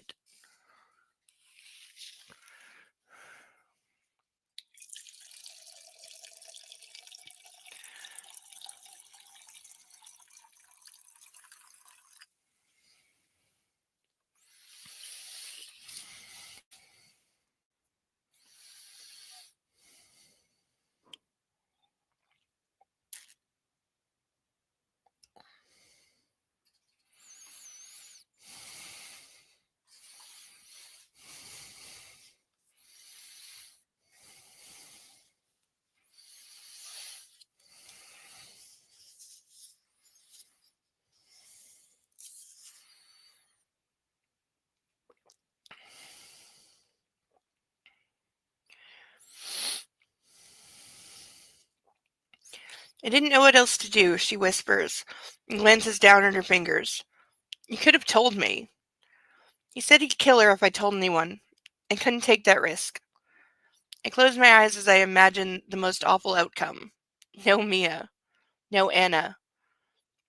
I've died 1,000 deaths since Thursday. My voice is hoarse. What day is it? It's almost Saturday. I check my watch. You've been conscious for more than 24 hours. Well, it's been longer than that if it's almost Saturday. And Jack and Elizabeth? They're in police custody. Although Hyde is here under guard. I had to remove the bullet you left in him. Once more, I wish you'd ended him. I don't know where in the hospital he is. Fortunately, or I'd probably kill him myself. Anna's eyes grow wide and she shudders, her fear evident as her shoulders tense and tears prick her eyes. Hey. I move forward, taking the glass from her hand, placing it on the nightstand and gently folding her into my arms. You're safe now. Christian, I'm so sorry. She starts to cry. No, Anna, you're safe. Hush. I stroke her hair and let her weep. What I said, I was never going to leave you. Hush, baby, I know. You do? She pulls away and studies me through her tears. I worked it out. Eventually. Honestly, Anna, what were you thinking? She places her head on my shoulder. You took me by surprise when we spoke at the bank, thinking I was leaving you. I thought you knew me better. Since when? I've said to you over and over I would never leave. Slowly I blow out a breath. But after the appalling way I behaved, I tighten my arms around her. I thought for a short time I'd lost you. No, Christian, never. I didn't want you to interfere and put his life in danger. Okay, she kind of has a valid point, but this is like the one time where I would have, if it's me, if I'm Anastasia in this situation, yeah, I would have told him everything because I know that I'm being, played by a couple of amateur morons who don't know what the fuck they are doing. One of whom, if I know it's Hyde and she did, is severely mentally unstable as well as fucked up, has already tried to commit murder several times and blown up a server room. So, no, I know that he's going to be luring me to a place where he can just kill me and kill Mia and then probably kill Elizabeth too and then take off with the money. So, yeah, I'm not buying his don't go to the police bullshit. I'm telling Gray and invoking his resources better than he does and handling things, and Hyde's not leaving that building alive.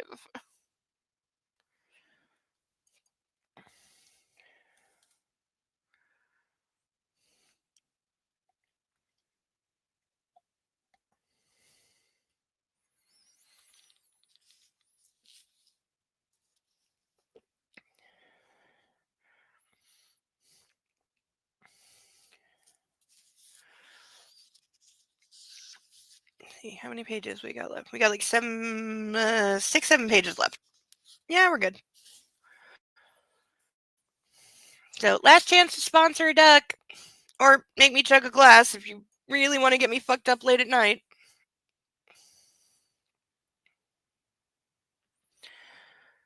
Interfere. How did you work it out? She asked. I tuck her hair behind her ear. I just touched down in Seattle when the bank called. Last I'd heard you were ill and going home. So you were in Portland when Sawyer called you from the car. We were just about to take off. I was worried about you. You were? That should not be news. He worries about everything all the time. Of course I was. I skimmed her lower lip with my thumb. I spend my life worrying about you. You know that. This earns me half a smile. Better.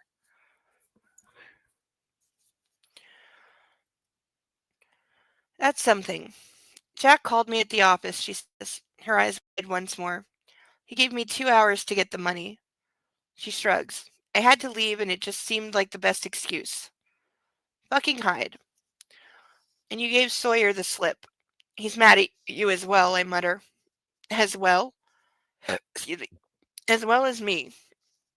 She raises her hand, her fingertips, excuse me, once more uh, caressing my face. Closing my eyes, I lean into her touch, savoring the feel of her fingers skating over my stubble. Don't be mad at me, please, she whispers. I'm so mad at you. What you did was monumentally stupid, bordering on insane. I told you I didn't know what else to do. Really, really, he's still a dick. He's still, like, seriously, leave him, leave him, leave him, leave him, leave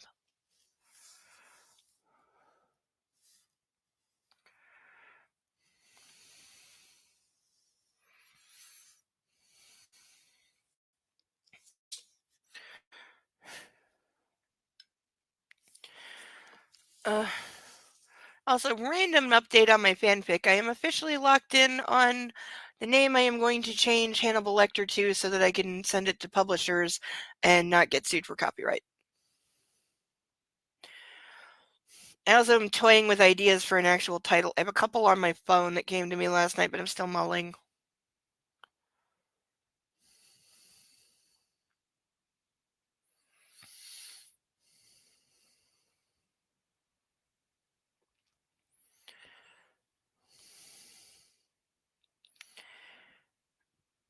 I told you I didn't know what else to do.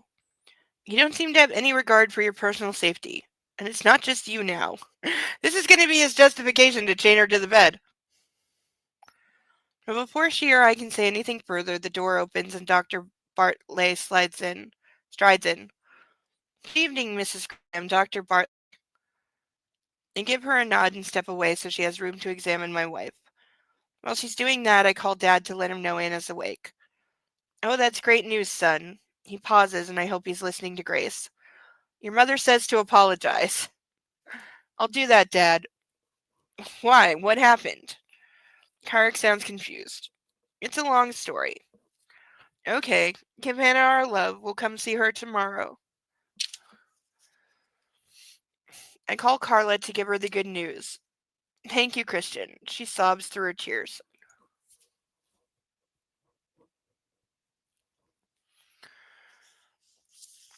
Next, Kavanaugh. Thank God, Kate says. And I hope you two have made up. Yeah, I mutter, though it's none of her fucking business. Dude, this woman's about to be your sister-in-law. You really, really need to make peace with her. Not that Kate has ever done wrong, he just hates her. I've got to call Ray. Okay, Kate says, and tell Anna no more chasing kidnappers. Will do.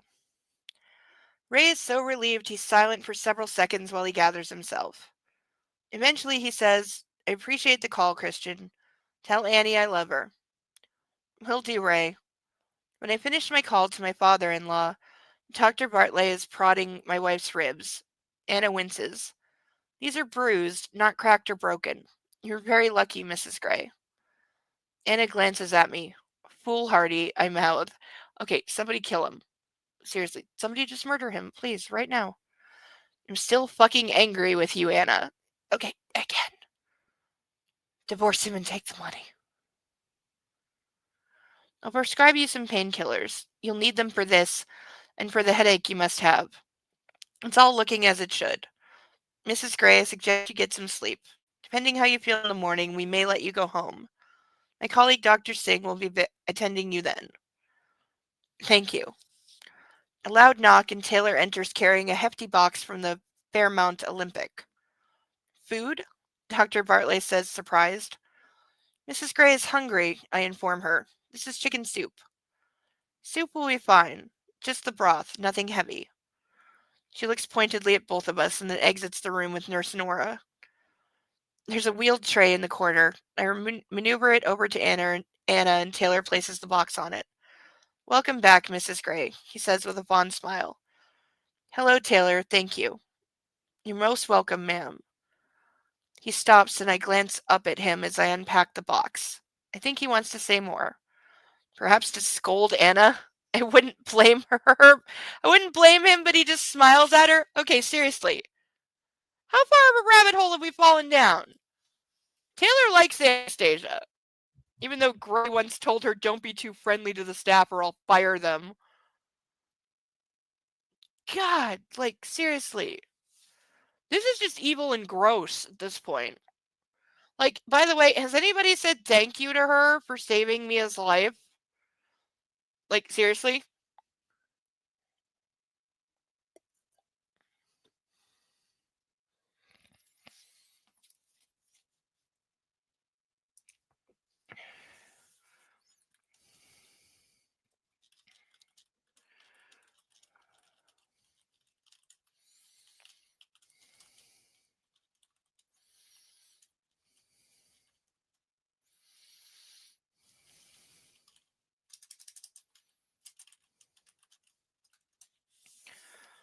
Why can I not type words?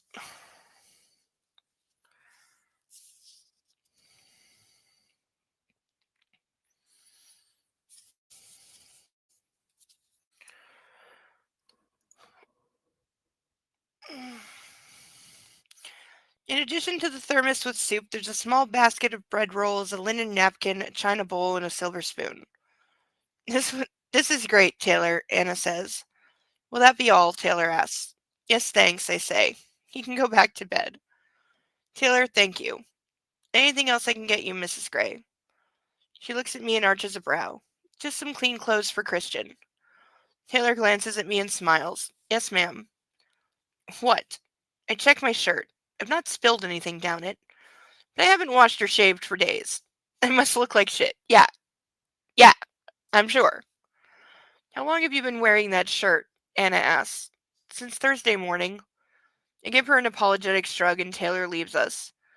Taylor's real pissed at you too, I add. and unscrew the lid of the thermos and pour the soup into the bowl. Yeah, this is what you want to hear after waking up. I'd be going back into a coma, please. Anna dives in with an eagerness I've never seen before. At the first mouthful, she closes her eyes as if in ecstasy. Well, she hasn't eaten in like 3 days. I'd be fucking hungry too. Good.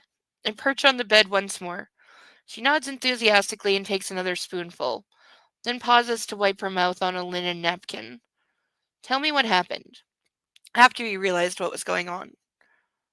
Oh, Anna, it's good to see you eat. I'm hungry. Tell me.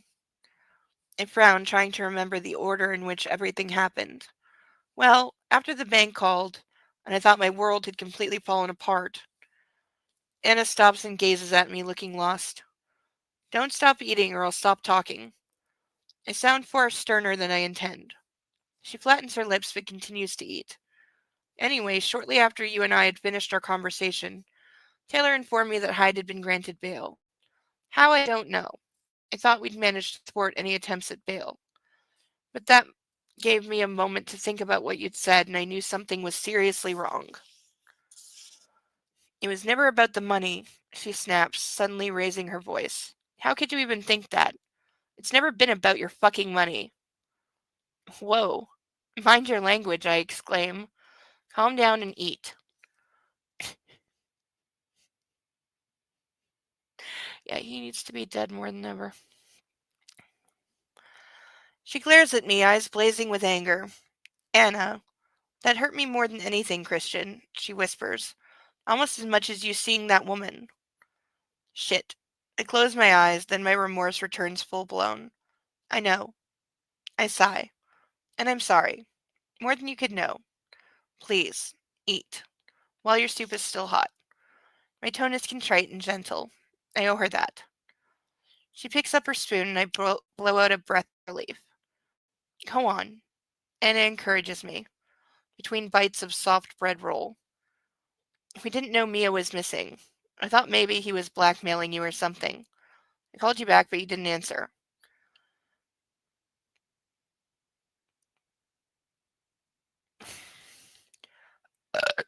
Excuse me, that would not come up. I scowl, remembering how impotent I felt. I left you a message and then called Sawyer. Taylor started tracking your cell, and I knew you were at the bank, so we headed straight there. I don't know how Sawyer found me. Was he tracking my cell too? The Saab is fitted with a tracking device. All our cars are. By the time we got near the bank, you were already on the move and we followed. Why are you smiling? On some level, I knew you'd be stalking me. Well, at least we can't say she doesn't know what she married. And that's amusing because Jack had instructed me to get rid of my cell, so I borrowed Wayland's cell. It's the one I threw away. I put mine into one of the duffel bags so you could track your money. I sigh. Our money, Anna.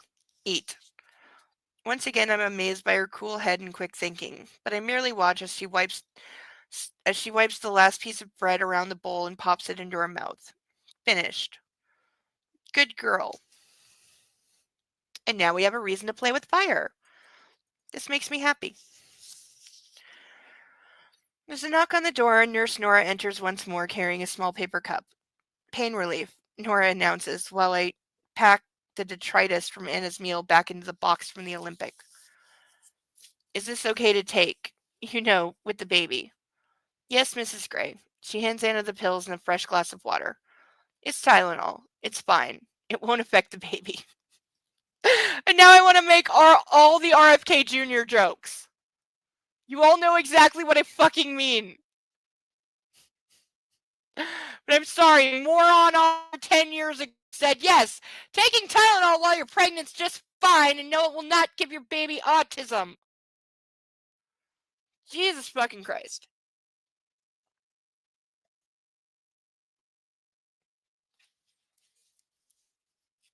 The fact that Tylenol has not sued yet.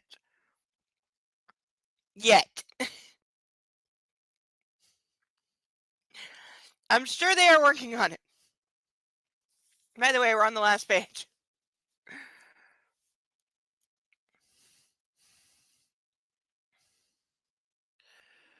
Anna swallows the tablet, yawns, and blinks sleepily. You ought to rest, Mrs. Gray. Nurse Nora looks pointedly at me. I nod. Yes, she should. You're going? Anna exclaims with a look of alarm. I snort. If you think for one moment I'm going to let you out of my sight, Mrs. Gray, you're very much mistaken. Nora gives me a withering look as she adjusts Anna's pillow so Anna can lie down. Good night, Mrs. Gray, she says, and with one last censorious glance at me, she leaves. I don't think Nurse Nora approves of me. I don't think any woman on planet Earth approves of you. Looking down at my wife, awake, present, fed, and my relief is overwhelming. But I'm utterly drained and bone weary. I don't think I've ever felt so tired in my life. You need to rest too, Christian. Go home. You look exhausted. I'm not leaving you. I'll doze in this armchair. I can ease up on my vigil for a little while. Excuse me. She scowls and then smiles as if she's had a mischievous idea and shifts over. Sleep with me. What? No way. No, I can't. Believe me, fitting two people in a hospital bed, not a good idea ever. And if you don't think the staff will fucking yell at you, why not? I don't want to hurt you. You won't hurt me. Please, Christian. You have an IV. Christian, please. It's so tempting. I shouldn't. But I can hold her, and my urge to hold her supersedes my common sense. Yeah, some people get freaked out in hospitals. Like, I remember after the car accident I was in when I was 10, like, my family came to visit, and my aunt brought my cousins because they were like my siblings. And the younger one, who was only, oh God, there's like 4 years between, uh, yeah, he's like 4 years younger than her, and I'm 2 years older than her. And so, yeah, one of my baby cousins was maybe, I want to say he was 6 and severely autistic. And he literally couldn't come into the room. He very awkwardly stood in the hallway at the threshold of the door, but it took him about an hour before he could physically walk in the room and get within 2 to 3 feet of my bed. And we all knew it was because this is a very weird situation. He doesn't know what's going on. It's weird to see me in a hospital bed and all banged up, and I was like fucking bruised up and had pillows like packed around my body. And, there's all these weird machines and things that are beeping and weird stuff, and he just was not like, he didn't want to mess anything up or hurt me or anything or touch the wrong thing. So he was just like, yeah, I'm going to stand in the hallway. Hallway good. Coming closer bad. Like, yeah, I think getting within about 2 feet of the bed was as close as he ever got. Poor thing. I mean, he tried his best. Like, he really was. Like, he did good because he was there. And, like, I knew he wanted to be there or he wouldn't have been there, quite frankly, because he could have thrown, if he didn't want to be there, one hell of an autistic fit would have happened and he would have got left at home with daddy. So I knew he wanted to be there. He probably insisted on coming, but it took quite a while for him to be able to walk in the room. I remember being proud of him for doing it, though, because we all kind of silently thought that he was going to be standing in the hallway the whole time. So the fact that he did manage to come in the room was good on him.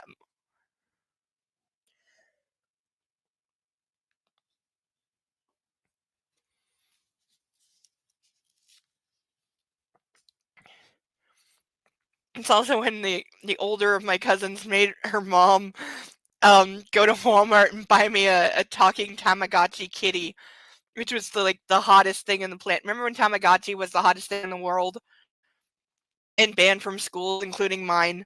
But then they came out with talking ones, and she knew that I wanted a Tamagotchi kitty so bad, but they were like $80, which is like the equivalent of saying like $400 today. And there was no way in hell I was ever going to get that. So she conned her mom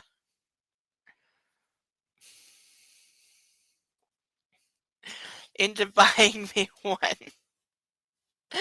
So I remember that. It was orange too.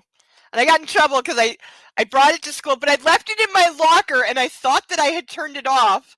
Turns out you can't turn those things off, so it started talking in my locker and attracting attention. Which, oops.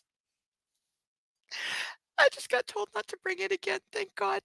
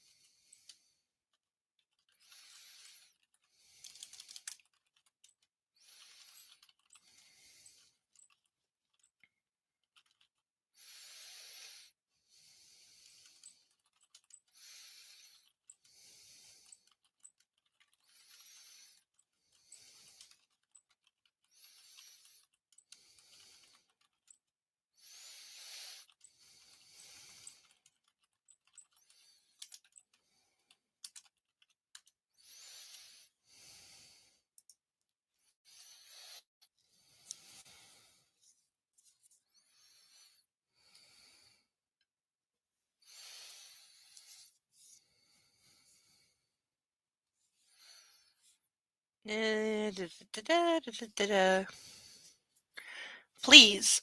She lifts the blankets, inviting me into her bed. Fuck it. I slip out of my shoes and socks and climb into my wife's bed, facing her. Gently, I put an arm around her and she lays her head on my chest. Oh, the feel of her. Anna. I kiss her hair. I don't think Nurse Nora will be very happy with this arrangement. I've had fucking bitch ass nurses fucking yell at me for putting a chair next to a bed. They would never allow this in a million years. Anna giggles and stops abruptly. Don't make me laugh, it hurts.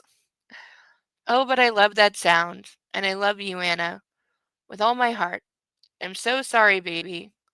So sorry. Wow, he finally apologized! Hey! He finally apologized out loud while she's conscious. I kiss her once more and inhale her scent. I catch a trace of my Anna. She's there, beneath the chemicals. My wife, my beautiful wife. She rests her hand on my heart and I place my hand on hers and close my eyes. Why did you go see that woman? Oh, Anna, I groan. You want to discuss that now? Can't we drop this? I regret it, okay? No! I need to know. I'll tell you tomorrow, I mutter, too tired to be pissed about her question. Yet you don't get to be mad like ever again. Oh, and Detective Clark wants to talk to you. Just routine. Now go to sleep. I kiss her hair again. Do we know why Jack was doing all this? I murmur as sleep beckons, hard and fast. And after hours and hours of worry, regret, and exhaustion, I submit and fall into a deep, dreamless slumber. End of chapter. And end of the evening for us. Ah. Okay, we are going to start next week with chapter 39 of 43. That includes the epilogue. So yeah, we really don't have that much left. This is all we got left. Just this little bit, and yeah, we're on page 675 out of 756. So yeah. So yeah, the last one will come up a little short, and that's why we're going to do the rank video to make up the time, and then the following week we will start our brand new book, which I'm still not giving away. Now, if anyone wants to guess at me in Discord, please go ahead. I will tell you if you're right. I will tell you privately if you're right, and please don't share, but if you do get it right, I will tell you privately. But I want to say thank you to everyone for a lovely evening. Thank you for being here. Thank you for all your support. Thank you for all of love for our ducks, because we have so many and they are awesome. Thank you for the love for our future ducks, who I'm sure will be on our stage one day. Everybody, please love on your pets and please read something better than this book, especially if you're trying to fall asleep. But until next week, I have been Insane Lane. This has been Bad Erotica Book Club. It is past my bedtime. So I'm going to say goodnight and love on yourself. Love a fur baby always. Take care of yourself. Love yourself. Do good things for yourself and have a great rest of your weekend. Please come back next week. Same time, same channel. We'll be right here finishing this book. And I wish everyone all the best until next week. Bye bye.